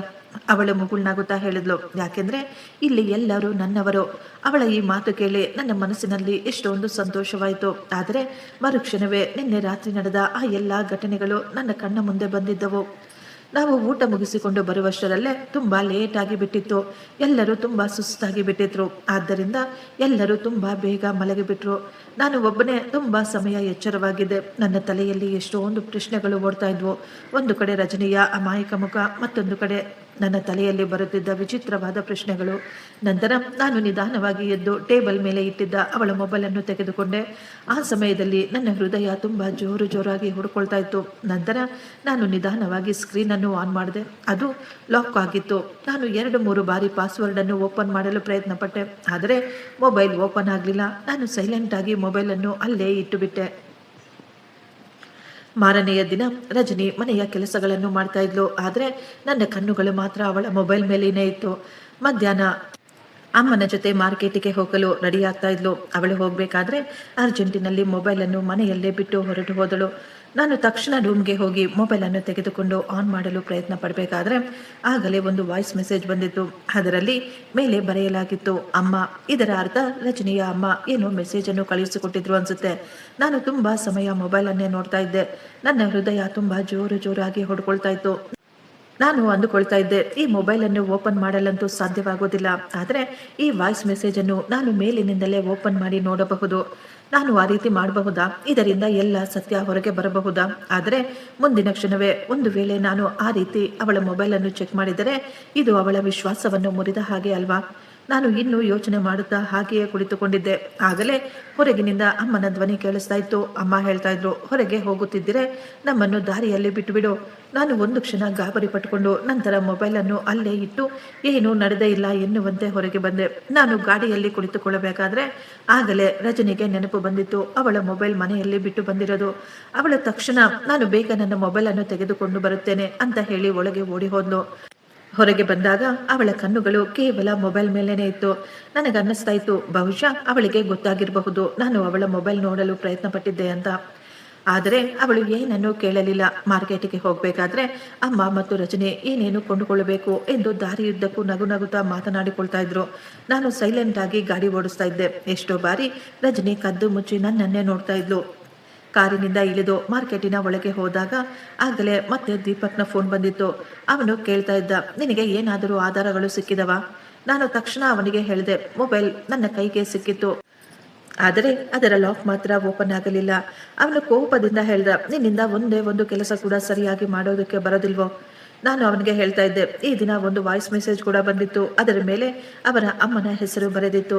ದೀಪಕ್ ಸ್ವಲ್ಪ ಸಮಯ ಸುಮ್ಮನೆ ಇದ್ದು ನಂತರ ಹೇಳ್ದ, ಬಹುಶಃ ಯಾರದ್ದೋ ಹೆಸರನ್ನು ಅವರ ಅಮ್ಮನ ಹೆಸರಿನ ಮೇಲೆ ಸೇವ್ ಮಾಡಿಕೊಂಡಿರಬಹುದು, ಯಾರಿಗೂ ಅನುಮಾನ ಬರಬಾರ್ದು ಅಂತ. ಅವನ ಮಾತು ಕೇಳಿ ನನಗೇನೋ ವಿಚಿತ್ರ ಅನ್ನಿಸ್ತಾ ಇತ್ತು. ಒಳಗೊಳಗೆ ತುಂಬಾ ಗಾಬರಿ ಕೂಡ ಆಗ್ತಾ ಇತ್ತು. ನಾವು ಮನೆಗೆ ಬರುವಷ್ಟರಲ್ಲಿ ರಾತ್ರಿ ಆಗಿಬಿಟ್ಟಿತ್ತು. ಮನೆಯಲ್ಲಿರುವ ಎಲ್ಲರೂ ಅವರವರ ಬಟ್ಟೆಗಳನ್ನು ನೋಡಿ ತುಂಬಾ ಸಂತೋಷ ಪಡ್ತಾ ಇದ್ರು. ಅವರೆಲ್ಲರೂ ರಜನಿಯನ್ನು ಹೊಗಳ್ತಾ ಇದ್ರು. ಅತ್ತಿಗೆ, ನಿಮ್ಮ ಚಾಯ್ಸ್ ತುಂಬಾ ಚೆನ್ನಾಗಿದೆ ಅಂತ. ರಜನಿ ಕೂಡ ನನ್ನ ತಂಗಿಯರ ತಲೆ ಮೇಲೆ ಕೈಯಿಟ್ಟು, ನೀವು ನನ್ನ ತಂಗಿಯರು ಇದ್ದ ಹಾಗೆ, ನಾನು ನಿಮಗಾಗಿ ಒಳ್ಳೆಯ ಬಟ್ಟೆಗಳನ್ನು ತರುತ್ತೇನೆ ಅಂತ ಹೇಳುತ್ತಿದ್ದರೆ ಇದೆಲ್ಲವನ್ನು ನೋಡಿ ಅಮ್ಮನ ಕಣ್ಣುಗಳಿಂದ ನೀರು ಬರ್ತಾ ಇತ್ತು. ಆಕೆ ಹೇಳ್ತಾ ಇದ್ರು, ದೇವರೇ, ನಮ್ಮ ಸಂತೋಷಕ್ಕೆ ಯಾರದೇ ಕಣ್ಣು ಬೀಳದೇ ಇರಲಿ ಅಂತ. ಇದೆಲ್ಲವನ್ನು ನೋಡಿ ನಾನು ಸೈಲೆಂಟ್ ಆಗಿ ನನ್ನ ರೂಮಿಗೆ ಹೊರಟು ಹೋದೆ. ರಾತ್ರಿ ರಜನಿ ನನಗಾಗಿ ಹಾಲನ್ನು ತಂದುಕೊಟ್ಟು, ನೀವು ಯಾಕೆ ನನ್ನನ್ನು ನೋಡಿ ಮುಖ ತಿರುಗಿಸಿಕೊಳ್ತಾ ಇದ್ದೀರಾ ಅಂತ ಕೇಳಿದಾಗ ನಾನು ಇಷ್ಟವಿಲ್ಲದ ಮನಸ್ಸಿನಿಂದಲೇ ಹೇಳಿದೆ, ಆ ರೀತಿ ಏನೂ ಇಲ್ಲ. ರಜನಿ ತಕ್ಷಣ ನನ್ನ ಮುಂದೆ ಕುಳಿತುಕೊಂಡು ತುಂಬಾ ನಿಧಾನವಾಗಿ ಹೇಳಿದ್ಲು, ನಾನು ನಿಮಗೆ ಏನಾದರೂ ಹೇಳಬೇಕು ಅಂತ ಬಯಸಿದ್ರೆ ನೀವು ನನ್ನ ಪೂರ್ತಿ ಮಾತನ್ನು ಕೇಳುತ್ತೀರಾ ಅಥವಾ ಮಧ್ಯದಲ್ಲಿಯೇ ಕೋಪ ಮಾಡಿಕೊಳ್ಳುತ್ತೀರಾ? ಅವಳ ಆ ಮಾತು ಕೇಳಿ ನನ್ನ ಹೃದಯ ಬಡಿತ ತುಂಬಾ ಜೋರಾಗಿ ಬಿಟ್ಟಿತ್ತು. ನನಗನ್ನಿಸ್ತಾ ಇತ್ತು, ಬಹುಶಃ ಈ ದಿನ ಅವಳೇ ಖುದ್ದು ತನ್ನ ಬಗ್ಗೆ ಎಲ್ಲ ಸತ್ಯ ಹೇಳಬಹುದು ಅಂತ. ನಾನು ತುಂಬಾ ಗಂಭೀರವಾಗಿ ಹೇಳಿದೆ, ಮೊದಲು ವಿಷಯ ಹೇಳು, ನಂತರ ನಾನು ನಿರ್ಧಾರ ಮಾಡುತ್ತೇನೆ. ಅವಳು ಏನನ್ನು ಹೇಳಲು ಮುಂದಾದಳು. ಆದರೆ ಅಷ್ಟರಲ್ಲೇ ನನ್ನ ತಂಗಿ, ಅತ್ತಿಗೆ ಬೇಗ ಬನ್ನಿ, ಅಮ್ಮ ನಿಮ್ಮನ್ನು ಕರೆಯುತ್ತಿದ್ದಾರೆ ಅಂತ ಕರೆದಳು. ರಜನಿ ತಕ್ಷಣ, ಸರಿ ಆಯಿತು, ನಾನು ಇದರ ಬಗ್ಗೆ ಸ್ವಲ್ಪ ಸಮಯದ ನಂತರ ನಿಮ್ಮ ಬಳಿ ಮಾತನಾಡುತ್ತೇನೆ ಅಂತ ಹೇಳಿದ್ಲು. ನಾನು ಅವಳ ಕೈಯನ್ನು ಹಿಡಿದುಕೊಂಡು, ಇಲ್ಲ, ನನಗೆ ಈಗಲೇ ಸತ್ಯವನ್ನು ಹೇಳು ಅಂತ ಕೇಳಿದಾಗ ಅವಳು ನನ್ನನ್ನೇ ನೋಡುತ್ತಾ, ಇಲ್ಲ, ಇದು ಅಷ್ಟೊಂದು ಆತುರವಾಗಿ ನಾನು ಈ ವಿಷಯ ಹೇಳಲು ಸಾಧ್ಯವಿಲ್ಲ, ನಿಧಾನವಾಗಿ ಈ ವಿಷಯದ ಬಗ್ಗೆ ಮಾತನಾಡೋಣ ಅಂತ ಹೇಳಿ ಅಲ್ಲಿಂದ ಹೊರಟು ಹೋದಳು. ನಾನು ನಿಸ್ಸಹಾಯಕನಾಗಿ ಅವಳು ಹೋಗುವುದನ್ನೇ ನೋಡ್ತಾ ಕುಳಿತಿದ್ದೆ. ಮುಂದಿನ 2 ದಿನ ಅವಳು ನನ್ನ ಜೊತೆ ಏನನ್ನು ಮಾತನಾಡಲು ಪ್ರಯತ್ನ ಪಡ್ತಾ ಇದ್ಲು. ಆದರೆ ಪ್ರತಿ ಬಾರಿ ಏನಾದರೂ ಒಂದು ಕೆಲಸ ಬಂದು ಅವಳು ಹೋಗಬೇಕಾಗಿ ಬರ್ತಾ ಇತ್ತು. ಇತ್ತೀಚೆಗೆ ನಾನು ಕೂಡ ಕೆಲಸದ ಮೇಲೆ ತುಂಬಾ ಬ್ಯುಸಿ ಆಗಿಬಿಟ್ಟಿದ್ದೆ. ನನಗನ್ನಿಸ್ತಾ ಇತ್ತು, ಬಹುಶಃ ನನಗೆ ಅವಳ ಸತ್ಯ ಗೊತ್ತಾಗೋದು ಬೇಡ ಎಂದು ಆ ದೇವರು ಕೂಡ ಅಂದುಕೊಂಡಿರಬೇಕು ಅಂತ. ನಾನು ಆಫೀಸಿನಲ್ಲಿ ಕುಳಿತು ಇದೆಲ್ಲ ಯೋಚಿಸಬೇಕಾದ್ರೆ ಆಗಲೇ ದೀಪಕ್ ನನ್ನ ರೂಮಿಗೆ ಬಂದಿದ್ದ. ಅವನು ಬಾಗಿಲನ್ನು ಬಂದ್ ಮಾಡಿ ತಕ್ಷಣ ನನ್ನ ಹತ್ತಿರ ಬಂದು, ನೀನು ಈಗಲೂ ಯಾವುದೇ ಲೋಕದಲ್ಲಿ ಬದುಕುತ್ತಿರುವ ಹಾಗೆ ಅನ್ನಿಸ್ತಾ ಇದ್ದ ಮಗ. ನಿಜವಾಗಿಯೂ ನಿನ್ನ ಹೆಂಡತಿ ಅಮಾಯಕಲಾಗಿದ್ರೆ ಅವಳು ಇಷ್ಟೊತ್ತಿಗೆ ನಿನಗೆ ಎಲ್ಲ ಸತ್ಯ ಹೇಳಿಬಿಡ್ಬೇಕಾಗಿತ್ತು. ನಾನು ತಕ್ಷಣ ಹೇಳಿದೆ, ಇಲ್ಲ, ಆ ರೀತಿ ಏನೂ ಇಲ್ಲ. ಅವಳು ಎಷ್ಟೋ ಬಾರಿ ಅದರ ಬಗ್ಗೆ ಮಾತನಾಡಲು ತುಂಬಾ ಪ್ರಯತ್ನ ಪಟ್ಲು. ಆದರೆ ಪ್ರತಿ ಬಾರಿ ಏನೋ ಒಂದು ತೊಂದರೆಗೆ ಎದುರಾಗಿ ಆ ಮಾತು ಅಲ್ಲಿಗೆ ನಿಂತು ಹೋಗುತ್ತೆ. ಆದರೆ ದೀಪಕ್ ಮಾತ್ರ ನನ್ನನ್ನು ನೋಡುತ್ತಾ ನಗುತ್ತಾ ಹೇಳ್ದ, ಇದೇ ಅವಳ ಬುದ್ಧಿವಂತಿಕೆ ಅಂದ್ರೆ, ನಿನ್ನಂತವನು ಅಂದುಕೊಳ್ಳಬೇಕು, ಅಯ್ಯೋ ಪಾಪ, ನನ್ನ ಹೆಂಡತಿ ನನಗೆ ನಿಜ ಹೇಳಬೇಕು ಅಂತ ಒದ್ದಾಡ್ತಾ ಇದ್ದಾಳೆ, ಆದರೆ ನಿನಗೆ ಯಾವತ್ತೂ ಸತ್ಯ ಗೊತ್ತಾಗಬಾರ್ದು ಅನ್ನೋದೇ ಅವಳ ಪ್ಲಾನು.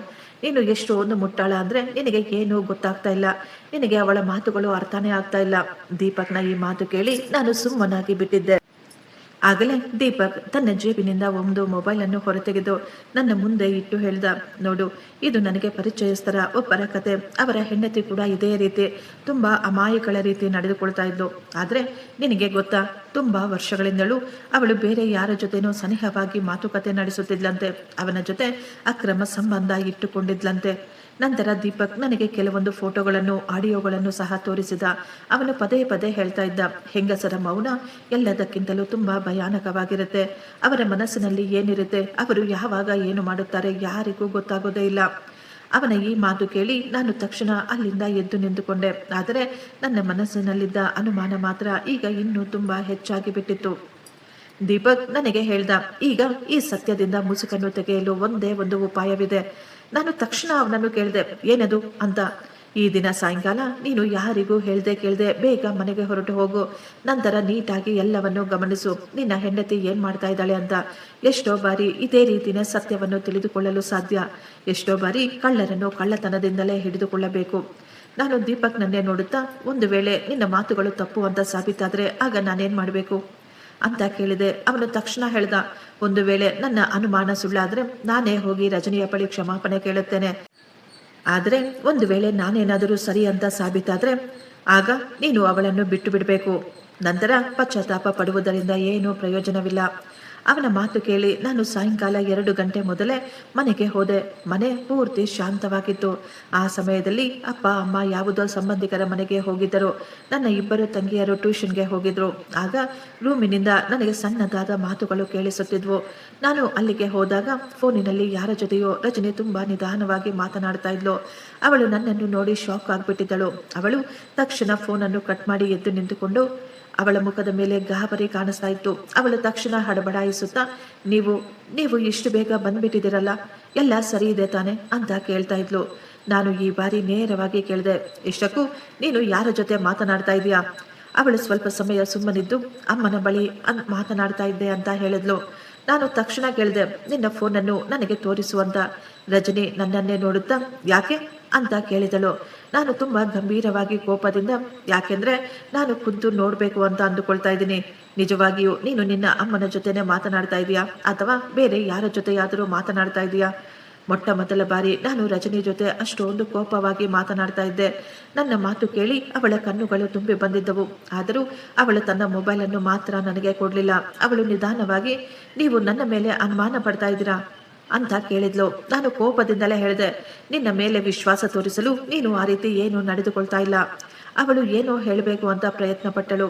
ಆದರೆ ನಾನು ಮಧ್ಯದಲ್ಲೇ ಅವಳ ಮಾತುಗಳನ್ನು ನಿಲ್ಲಿಸಿ, ನೀನು ನಿಜವಾಗಿಯೂ ಅಷ್ಟೊಂದು ಒಳ್ಳೆಯವಳಾಗಿದ್ರೆ ನಿನ್ನ ಮೊಬೈಲನ್ನು ನನಗೆ ಕೊಡು ಅಂತ ಹೇಳಿದಾಗ, ಆದರೂ ಅವಳು ಮೊಬೈಲನ್ನು ತನ್ನ 2 ಕೈಗಳಲ್ಲಿ ಗಟ್ಟಿಯಾಗಿ ಹಿಡಿದುಕೊಂಡು ನಿಂತ್ಕೊಂಡಿದ್ಲು. ಇಲ್ಲ, ಈಗ ನಾನು ನಿಮಗೆ ಕೊಡಲು ಸಾಧ್ಯವೇ ಇಲ್ಲ. ಅವಳ ಬಾಯಿಂದ ಬಂದಂತಹ ಈ ಮಾತು ಕೇಳಿದ ತಕ್ಷಣ ನನ್ನ ಹೃದಯ ಒಡೆದು ಹೋಗಿತ್ತು. ನನಗನ್ನಿಸ್ತಾ ಇತ್ತು, ಅವಳ ಮಾತಿನ ಅರ್ಥ ಅವಳು ನನ್ನ ಜೊತೆ ಯಾವುದೋ ರಹಸ್ಯವನ್ನು ಮುಚ್ಚಿಡ್ತಾ ಇದ್ದಾಳೆ ಅಂತ. ಆಗಲೇ ಹೊರಗಿನಿಂದ ಅಪ್ಪ ಅಮ್ಮ ಬಂದ ಶಬ್ದ ಕೇಳಿಸ್ತಾ ಇತ್ತು. ಅವಳು ತಕ್ಷಣ ತನ್ನ ಕಣ್ಣೀರನ್ನು ಒರೆಸಿಕೊಂಡು ಅಡಿಗೆ ಮನೆಗೆ ಓಡಿ ಹೋದಳು. ನಾನು ಕೂಡ ನನ್ನ ರೂಮಿಗೆ ಹೊರಟು ಹೋದೆ. ರಾತ್ರಿ ಎಲ್ಲರೂ ಮಲಗಿದ ನಂತರ ರಜನಿ ನಿಧಾನವಾಗಿ ನನ್ನ ಬಳಿ ಬಂದು ಕುಳಿತುಕೊಂಡಳು. ಅವಳ ಧ್ವನಿ ನಡುಗುತ್ತಿತ್ತು. ನಾನು ನಿಮ್ಮ ಜೊತೆ ಒಂದು ವಿಷಯ ಹೇಳಬೇಕು ಅಂತ ಅಂದುಕೊಳ್ತಾ ಇದ್ದೀನಿ. ನನಗೆ ಪೂರ್ತಿ ವಿಶ್ವಾಸವಿದೆ ನೀವು ನನ್ನ ಪೂರ್ತಿ ಮಾತನ್ನು ಅರ್ಥ ಮಾಡಿಕೊಳ್ಳುತ್ತೀರಾ ಅಂತ. ಆಗ ಎಲ್ಲ ಕೋಪಗಳು, ಅನುಮಾನ ಎಲ್ಲವೂ ಮುಗಿದು ಹೋಗುತ್ತೆ.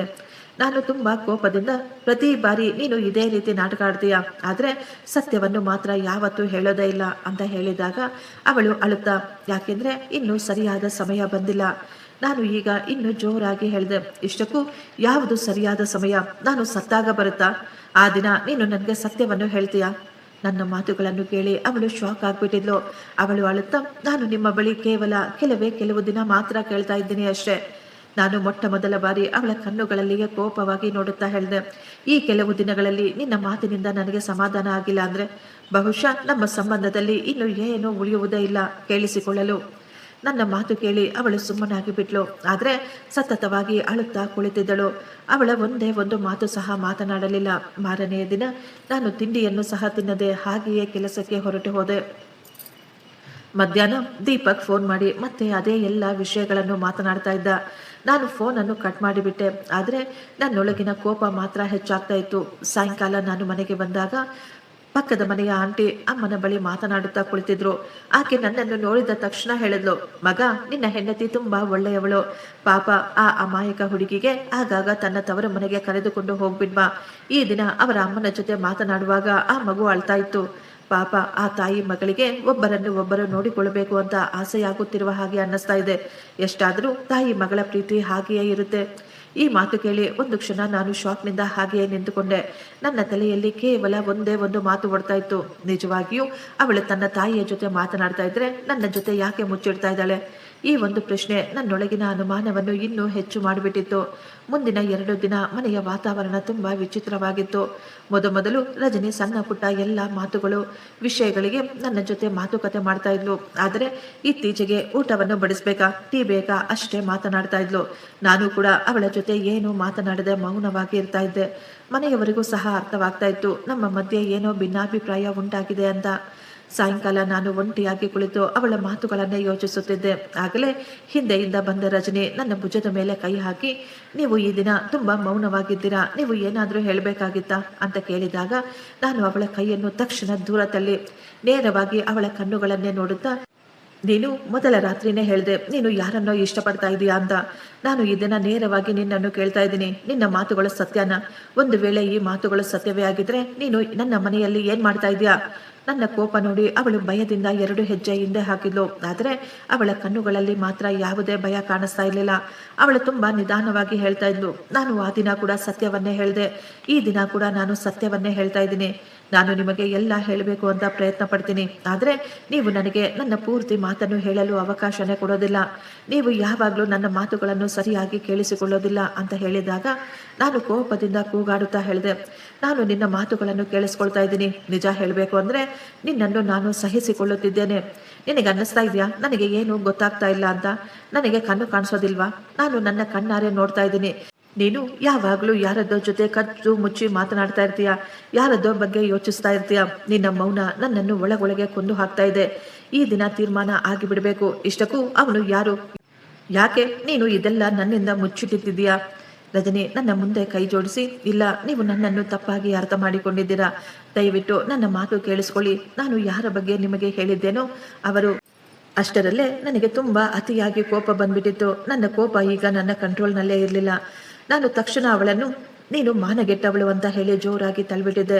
ಅವಳ ತಕ್ಷಣ ಎಷ್ಟೊಂದು ಜೋರಾಗಿ ಕೆಳಗೆ ಬಿದ್ದು ಅಂದರೆ ಹಿಂದೆ ಇದ್ದ ಟೇಬಲ್ಗೆ ಹೊಡೆದುಕೊಂಡು ಅವಳ ತಲೆಗೆ ತುಂಬ ಗಾಯವಾಗಿ ಬಿಟ್ಟಿತ್ತು. ನಮ್ಮ ಈ ಶಬ್ದಗಳನ್ನು ಕೇಳಿ ಮನೆಯವರು ಸಹ ರೂಮಿನೊಳಗೆ ಬಂದು ಬಿಟ್ಟಿದ್ರು. ಅಮ್ಮ ನನ್ನ ಮೇಲೆ ತುಂಬ ಕೋಪ ಮಾಡಿಕೊಂಡ್ರೆ ಅಪ್ಪ ಇದೆಲ್ಲ ನೋಡಿ ನನ್ನನ್ನು ಚೆನ್ನಾಗಿ ಹೊಡೆದು ಬಿಟ್ರು. ಅವರು ಹೇಳ್ತಾ ಇದ್ರು, ನಮ್ಮ ಸೊಸೆಯನ್ನು ಒಡೆಯಲು ನಿನಗೆ ಎಷ್ಟೊಂದು ಧೈರ್ಯ? ನನ್ನ ತಂಗಿಯರು ಕೂಡ ಜೋರಾಗಿ ಅಳ್ತಾ ಇದ್ರು. ರಜನಿಯ ತಲೆಯಿಂದ ತುಂಬಾ ರಕ್ತ ಬರ್ತಾ ಇತ್ತು. ಅವಳು ನೆಲದ ಮೇಲೆ ಪ್ರಜ್ಞೆ ಇಲ್ಲದೆ ಬಿದ್ದಿದ್ಲು. ನಾವೆಲ್ಲ ಸೇರಿಕೊಂಡು ಅವಳನ್ನು ತಕ್ಷಣ ಆಸ್ಪತ್ರೆಗೆ ಕರೆದುಕೊಂಡು ಹೋದ್ವಿ. ಡಾಕ್ಟರ್ ಅವಳನ್ನು ICUನ ಒಳಗೆ ಕರೆದುಕೊಂಡು ಹೋದ್ರು. ಸ್ವಲ್ಪ ಸಮಯದ ನಂತರ ಡಾಕ್ಟರ್ ಹೊರಗೆ ಬಂದು, ತಲೆಗೆ ತುಂಬಾ ಗಂಭೀರವಾದ ಗಾಯವಾಗಿದೆ, ನಾವು ನಮ್ಮ ಪೂರ್ತಿ ಪ್ರಯತ್ನ ಮಾಡುತ್ತೇವೆ, ಆದರೆ ಈಗಲೇ ಏನು ಹೇಳಲು ಸಾಧ್ಯವಿಲ್ಲ ಅಂತ ಹೇಳಿಬಿಟ್ರು. ನಾನು ICU ಹೊರಗೆ ಕಲ್ಲಿನ ಹಾಗೆ ಕುಳಿತುಕೊಂಡಿದ್ದೆ. ನನ್ನ ಕೈ ಕಾಲು ನಡುಗುತ್ತಿದ್ದವು. ನನ್ನ ಹೃದಯ ಬಡಿತ ಕೂಡ ತುಂಬಾ ಜೋರಾಗಿ ಬಿಟ್ಟಿತ್ತು. ಒಳಗಿಂದ ಬರುತ್ತಿರುವ ಮಿಷನ್ಗಳ ಸೌಂಡನ್ನು ಕೇಳಿ ನನಗೆ ತುಂಬಾ ಗಾಬರಿ ಆಗ್ತಾ ಇತ್ತು. ನನ್ನ ಮೇಲೆ ನನಗೆ ತುಂಬಾ ಕೋಪ ಬರ್ತಾ ಇತ್ತು. ಅಯ್ಯೋ ದೇವ್ರೆ, ನಾನು ಏನ್ ಮಾಡ್ಬಿಟ್ಟೆ ಅಂತ. ಆಗಲೇ ನರ್ಸ್ ಹೊರಗೆ ಬಂದು ನನ್ನ ಕೈಯಲ್ಲಿ ಮೊಬೈಲನ್ನು ಕೊಟ್ಟು, ಇದು ಪೇಷಂಟ್ ಅವರ ಬಳಿ ಇತ್ತು ಅಂತ ಹೇಳಿದ್ರು. ನಾನು ನಡುಗುವ ಕೈಗಳಲ್ಲೇ ಆ ಮೊಬೈಲ್ ತೆಗೆದುಕೊಂಡೆ. ಸ್ಕ್ರೀನ್ ಆನ್ ಮಾಡಿದಾಗ ಅದರ ಮೇಲೆ ನೋಟಿಫಿಕೇಶನ್, ಅಲ್ಲಿ ಈಗಲೂ ಒಂದು ವಾಯ್ಸ್ ಮೆಸೇಜ್ ಕಾಣಿಸ್ತಾ ಇತ್ತು. ಅದರ ಮೇಲೆ ಅಮ್ಮ ಎಂದು ಬರೆಯಲಾಗಿತ್ತು. ನನ್ನ ಮುಂದೆ ನನ್ನ ಅಪ್ಪ ಅಮ್ಮ ಅಳುತ್ತಾ ನಿಂತುಕೊಂಡಿದ್ರು. ನನ್ನ ತಂಗಿಯರು ಕೂಡ ಅಲ್ಲೇ ನಿಂತು ಜೋರಾಗಿ ಅಳ್ತಾ ಇದ್ರು. ನನಗೆ ಅರ್ಥನೇ ಆಗ್ಲಿಲ್ಲ ಈಗ ನಾನೇನು ಮಾಡಬೇಕು ಅಂತ. ಆಗಲೇ ನಾನು ನನ್ನ ಚಿಕ್ಕ ತಂಗಿಯನ್ನು ಹತ್ತಿರ ಕರೆದು, ನಿಂಗೆ ಗೊತ್ತಾ ಅತ್ತಿಗೆಯ ಮೊಬೈಲ್ ಪಾಸ್ವರ್ಡ್ ಏನು ಅಂತ ಕೇಳಿದಾಗ ಅವಳು ತಕ್ಷಣ ರಜನಿ ಮೊಬೈಲನ್ನು ಅನ್ಲಾಕ್ ಮಾಡಿಕೊಟ್ಟಳು. ನಾನು ಅಲ್ಲಿಂದ ಎದ್ದು ಒಂದು ಮೂಲೆಗೆ ಹೋಗಿ ದೀರ್ಘವಾದ ಉಸಿರು ತೆಗೆದುಕೊಂಡು ವಾಯ್ಸ್ ನೋಟನ್ನು ಆನ್ ಮಾಡಿದೆ. ಅದರಲ್ಲಿ ರಜನಿ ಅಳುತ್ತಾ ಹೇಳ್ತಾ ಇದ್ಲು, ಅಮ್ಮ, ಆ ಮನುಷ್ಯ ನನ್ನನ್ನು ಬದುಕಲೇ ಬಿಡೋದಿಲ್ಲ. ನಿನಗೆ ಕೂಡ ಚೆನ್ನಾಗಿ ನೆನಪಿದೆಯಲ್ವಾ, ರಾಜೇಶ್ನ ಗೆಳೆಯ ದೀಪಕ್, ಅವನ ಜೊತೆ ಮೊದಲು ನನ್ನ ಸಂಬಂಧ ಫಿಕ್ಸ್ ಆಗಿತ್ತು. ಆ ಸಮಯದಲ್ಲಿ ನಾನು ಒಳಗೊಳಗೆ ಎಷ್ಟೊಂದು ದುಃಖ ಪಡ್ತಾ ಇದ್ದೆ ಅಂತ. ನಾನು ಮೊದಲಿನಿಂದಲೂ ಕೇವಲ ರಾಜೇಶ್ ಅವರನ್ನೇ ಪ್ರೀತಿ ಮಾಡ್ತಾ ಇದ್ದೀನಿ. ಆ ದೇವರ ದಯೆಯಿಂದ ಈ ದಿನ ನನ್ನ ಮದುವೆ ರಾಜೇಶ್ ಜೊತೆ ನಡೆದಿದೆ. ನಾನು ಯಾವಾಗ ರಾಜೇಶ್ ಅವರನ್ನು ನೋಡಿದ್ನೋ ಆಗಿನಿಂದಲೇ ಅವರು ಅಂದರೆ ನನಗೆ ತುಂಬಾ ಇಷ್ಟ. ಆದರೆ ದೀಪಕ್ಗೆ ಈ ವಿಷಯ ಅರಗಿಸಿಕೊಳ್ಳಲು ಆಗ್ತಾನೆ ಇಲ್ಲ.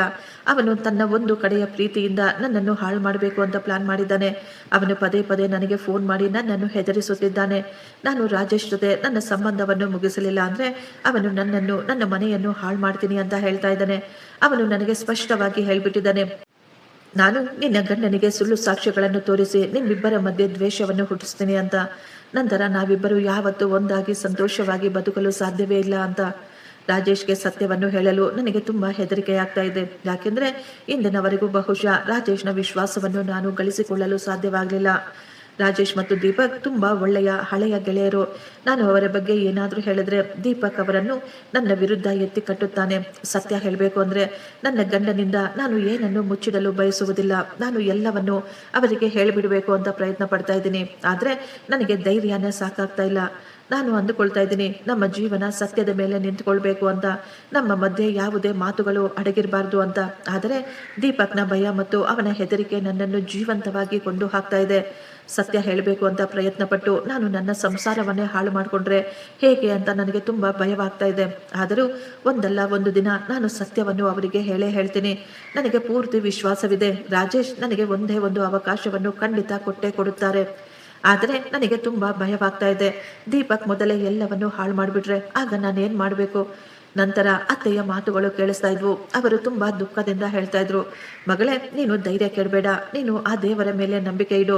ದೀಪಕ್ನ ಜೊತೆ ನಿನ್ನ ಸಂಬಂಧವನ್ನು ಫಿಕ್ಸ್ ಮಾಡಿ ನಾವು ತುಂಬಾ ದೊಡ್ಡ ತಪ್ಪನ್ನು ಮಾಡಿಬಿಟ್ಟಿದ್ದೇವೆ. ನಮಗೆ ಗೊತ್ತಾಗ್ಲಿಲ್ಲ ಅದೇ ದೀಪಕ್ ಈ ರಾಜೇಶ್ನ ಗೆಳೆಯ ಆಗಿರ್ತಾನೆ ಅಂತ. ಆದರೆ ನಿನ್ನ ಪ್ರೀತಿ ಪವಿತ್ರವಾದದ್ದು. ರಾಜೇಶ್ ಒಂದಲ್ಲ ಒಂದು ದಿನ ನಿನ್ನ ಪ್ರೀತಿಯನ್ನು, ನಿನ್ನ ಪವಿತ್ರತೆಯನ್ನು ಖಂಡಿತ ಅರ್ಥ ಮಾಡಿಕೊಳ್ಳುತ್ತಾನೆ. ಅವನು ನಿನ್ನನ್ನು, ನಿನ್ನ ಮಾತುಗಳನ್ನು ಕೇಳಿಸಿಕೊಳ್ಳುತ್ತಾನೆ. ಆದರೆ ನನ್ನ ಮಾತು ಕೇಳಿ ಈಗ ಸದ್ಯಕ್ಕೆ ನೀನು ಸುಮ್ಮನೆ ಇರು. ಬಹುಶಃ ನೀನು ಈ ಸಮಯದಲ್ಲಿ ಸತ್ಯ ಹೇಳಿದ್ರೆ ಎಲ್ಲವೂ ಹಾಳಾಗಬಹುದು. ನನಗನ್ನಿಸುತ್ತಿದೆ ಅವನು ಅಂದುಕೊಂಡಿರಬಹುದು ನೀನೇ ನಿನ್ನ ಕೈಯಾರೆ ನಿನ್ನ ಮದುವೆಯ ಸಂಬಂಧ ಹಾಳು ಮಾಡಿಕೊಳ್ಬೇಕು ಅಂತ. ಆದ್ದರಿಂದಲೇ ನೀನು ಸ್ವಲ್ಪ ಸಮಯ ಕಾಯಿ ಮಗಳೇ. ಸರಿಯಾದ ಸಮಯ ಬಂದಾಗ ಸದ್ಯ ಖುದ್ದು ತಾನಾಗಿಯೇ ಹೊರಗೆ ಬರುತ್ತೆ, ಎಲ್ಲವೂ ಸರಿ ಹೋಗುತ್ತೆ. ವಾಯ್ಸ್ ಮೆಸೇಜ್ ಮುಗಿದ ತಕ್ಷಣ ನನ್ನ ಕೈಯಿಂದ ಫೋನು ಜಾರಿ ನೆಲದ ಮೇಲೆ ಬಿದ್ದು ಬಿಟ್ಟಿತ್ತು. ರಜನಿಯ ಮಾತುಗಳು ನನ್ನ ಕಿವಿಯಲ್ಲಿ ಕೇಳಿಸ್ತಾ ಇದ್ವು. ರಾಜೇಶ್ ನನ್ನ ಪೂರ್ತಿ ಮಾತನ್ನು ಖಂಡಿತ ಕೇಳಿ ಅರ್ಥ ಮಾಡಿಕೊಳ್ಳುತ್ತಾರೆ. ನಾನು 2 ಕೈಗಳನ್ನು ತಲೆಯ ಮೇಲೆ ಇಟ್ಟುಕೊಂಡು ಅಲ್ಲೇ ಕುಳಿತುಕೊಂಡು ಬಿಟ್ಟೆ. ಐಸಿಯುನಲ್ಲಿ ನನ್ನ ಹೆಂಡತಿ ದೀಪಕ್ನ ಹೆದರಿಕೆ ಮತ್ತು ನನ್ನ ನಿಜವಾದ ಪ್ರೀತಿಯನ್ನು ಎಲ್ಲಿ ಕಳೆದುಕೊಳ್ಳುತ್ತೇನೋ ಎನ್ನುವ ಭಯದಿಂದ ಅವಳು ಸಾವು ಬದುಕಿನ ಮಧ್ಯೆ ಹೋರಾಡ್ತಾ ಇದ್ಲು. ಹೊರಗಡೆ ನಾನು ಅವಳ ಪವಿತ್ರವಾದ ಪ್ರೀತಿ ಮತ್ತು ನಿಸ್ಸಹಾಯಕತೆಯಿಂದ ಒದ್ದಾಡ್ತಾ ಇದ್ದೆ.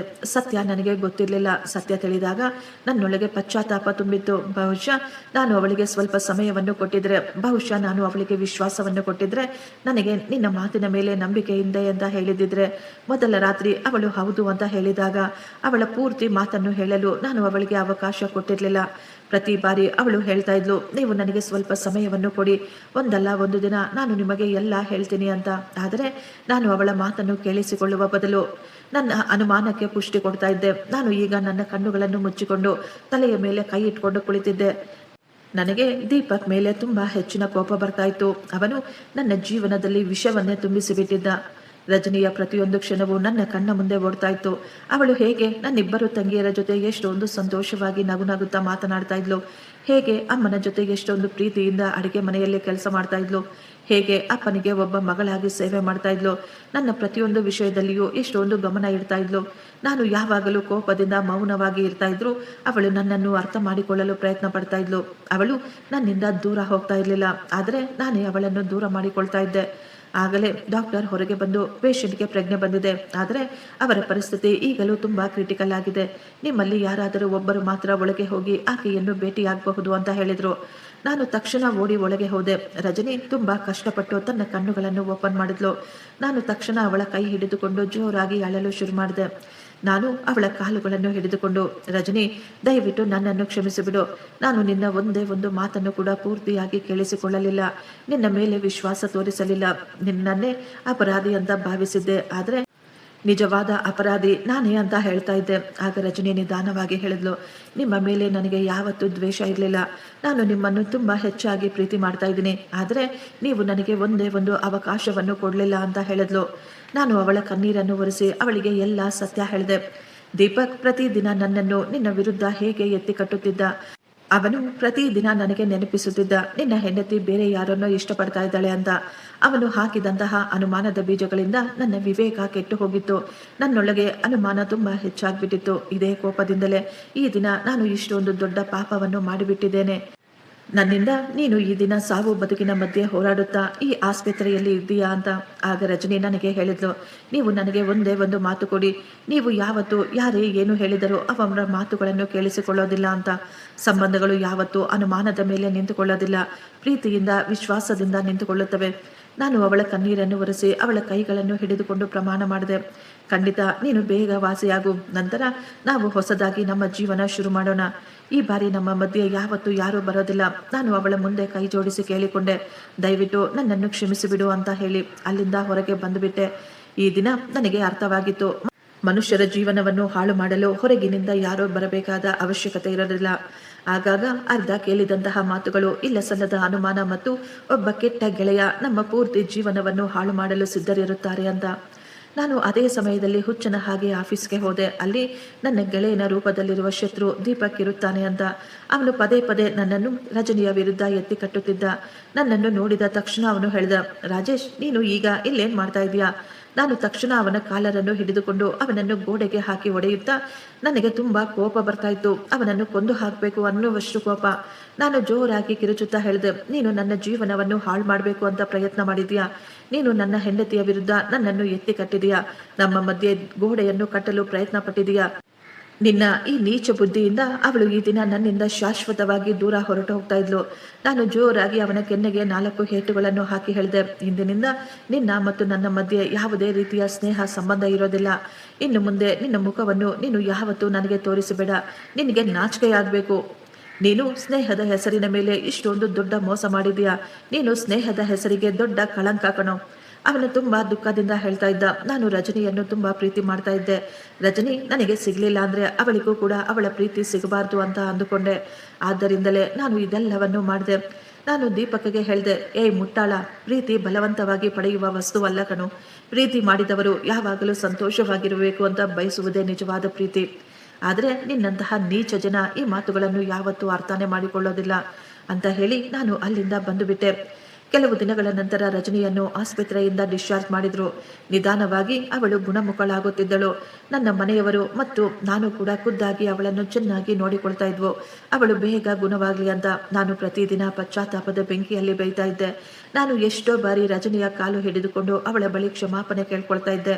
ಅವಳು ಯಾವತ್ತೋ ನನ್ನನ್ನು ಕ್ಷಮಿಸಿಬಿಟ್ಟಿದ್ದಳು. ರಜನಿ ಹೇಳ್ತಾ ಇದ್ಲು, ನೀವು ಏನೇ ಮಾಡಿದ್ರು ಅದು ಕೇವಲ ಕೋಪದಲ್ಲಿ ಮಾಡಿದ್ದೀರಾ, ಇದರಲ್ಲಿ ನಿಮ್ಮದು ಏನೂ ತಪ್ಪಿಲ್ಲ ಅಂತ. ಸತ್ಯ ಹೇಳಬೇಕಂದ್ರೆ ನಮ್ಮಿಬ್ಬರದ್ದು ತುಂಬಾ ತಪ್ಪು ಇತ್ತು. ನಾವಿಬ್ಬರು ಒಟ್ಟಿಗೆ ಕುಳಿತು ಯಾವತ್ತೂ ನಮ್ಮ ಮನಸ್ಸನ್ನು ಬಿಚ್ಚಿ ಮಾತನಾಡಿರಲಿಲ್ಲ. ಕೇವಲ ಸರಿಯಾದ ಸಮಯಕ್ಕಾಗಿ ಕಾಯುತ್ತಾ ಕುಳಿತಿದ್ದೆವು. ಇಬ್ಬರು ಒಟ್ಟಿಗೆ ಕುಳಿತು ಸರಿಯಾಗಿ ಮಾತನಾಡಲಿಲ್ಲ ಅಂದ್ರೆ ಮೂರನೆಯ ವ್ಯಕ್ತಿ ಆ ಇಬ್ಬರ ಮಧ್ಯೆ ಬರಲು ಅವಕಾಶ ಮಾಡಿಕೊಟ್ಟ ಹಾಗೆ ಆಗುತ್ತದೆ. ನಾವು ಕೂಡ ಇದೇ ತಪ್ಪನ್ನೇ ಮಾಡಿದ್ದೆವು. ನಮ್ಮ ಈ ನಿಸ್ಸಹಾಯಕತೆಯನ್ನು ಉಪಯೋಗಿಸಿಕೊಂಡು ದೀಪಕ್ ತನ್ನ ಆಟವನ್ನು ಆಡಿಬಿಟ್ಟಿದ್ದ. ಆದರೆ ಈ ದಿನದಿಂದ ನಾವಿಬ್ಬರು ಒಬ್ಬರ ಜೊತೆ ಒಬ್ಬರು ಪ್ರಮಾಣ ಮಾಡೋಣ, ನಾವು ಯಾವತ್ತೂ ಯಾವುದೇ ವಿಷಯವನ್ನು ಮುಚ್ಚಿಡೋದಿಲ್ಲ ಅಂತ. ಯಾವತ್ತಾದರೂ ನಮ್ಮ ಮನಸ್ಸಿನಲ್ಲಿ ಯಾವುದಾದರೂ ವಿಷಯ ಕಾಡುತ್ತಿದ್ದರೆ ಆ ವಿಷಯವನ್ನು ನಾವು ತಕ್ಷಣ ದೂರ ಮಾಡಿಕೊಳ್ಳಬೇಕು, ಕುಳಿತುಕೊಂಡು ಮಾತನಾಡಿಕೊಳ್ಳಬೇಕು. ರಜನಿಯ ಮಾತು ಕೇಳಿ ನಾನು ಮುಗುಳ್ನಗುತ್ತಾ ಅವಳನ್ನು ತಬ್ಬಿಕೊಂಡಿದ್ದೆ. ನಾನು ಈಗ ಅವಳನ್ನು ಮೊದಲಿಗಿಂತ ತುಂಬಾ ಹೆಚ್ಚಾಗಿ ಪ್ರೀತಿಸುತ್ತಿದ್ದೆ. ದೀಪಕ್ ಅವಮಾನದಿಂದ ಆ ಕೆಲಸವನ್ನು ಬಿಟ್ಟುಬಿಟ್ಟ. ಅವನು ಎಲ್ಲಿಗೆ ಹೊರಟು ಹೋದ್ನೋ ನನಗಂತೂ ಗೊತ್ತಾಗ್ಲಿಲ್ಲ. ಆದರೆ ತುಂಬಾ ಒಳ್ಳೆಯದಾಯಿತು ಅವನು ಹೊರಟು ಹೋಗಿ. ಅವನ ಆ ಕೆಟ್ಟ ಮುಖವನ್ನು ನೋಡಲು ನನಗೆ ಸ್ವಲ್ಪ ಕೂಡ ಇಷ್ಟವಿರಲಿಲ್ಲ. ಯಾವುದೇ ಸಂಬಂಧ ನಿಂತುಕೊಳ್ಳಬೇಕು ಅಂದರೆ ವಿಶ್ವಾಸ ಮತ್ತು ನಂಬಿಕೆ ಇರಬೇಕು. ಒಬ್ಬರಿಗೆ ಒಬ್ಬರು ಮಾತನಾಡಿಕೊಳ್ಳುವ ಅವಕಾಶ ಕೊಟ್ಟರೆ ಮಾತ್ರ ಸಂಬಂಧ ನಿಲ್ಲುತ್ತದೆ. ಅರ್ಧಬರ್ಧ ಮಾತುಗಳನ್ನು ಕೇಳಿ ಇಲ್ಲ ಸಲ್ಲದ ಅನುಮಾನಗಳನ್ನು ಇಟ್ಟುಕೊಂಡು ಮೂರನೆಯವರ ಮಾತುಗಳನ್ನು ಕೇಳಿಸಿಕೊಂಡರೆ ಅದರಿಂದ ತೆಗೆದುಕೊಂಡ ನಿರ್ಧಾರದಿಂದ ಎಂತಹ ಉತ್ತಮವಾದ ಸಂಬಂಧವನ್ನು ಸಹ ಅದು ಹಾಳು ಮಾಡಿಬಿಡುತ್ತದೆ. ಆದ್ದರಿಂದಲೇ ಸತ್ಯ ತಿಳಿದುಕೊಳ್ಳುವುದಕ್ಕಿಂತ ಮೊದಲು ಯಾವುದೇ ರೀತಿಯ ತೀರ್ಮಾನವನ್ನು ತೆಗೆದುಕೊಳ್ಳಬಾರದು. ಫ್ರೆಂಡ್ಸ್, ಈ ಸ್ಟೋರಿ ನಿಮಗೆ ಇಷ್ಟವಾಗಿದ್ದರೆ ಒಂದು ಲೈಕ್ ಮಾಡಿ ಮತ್ತು ನಮ್ಮ ಚಾನಲನ್ನು ಸಬ್ಸ್ಕ್ರೈಬ್ ಮಾಡಿಕೊಳ್ಳಿ. Thank you. ಧನ್ಯವಾದಗಳು.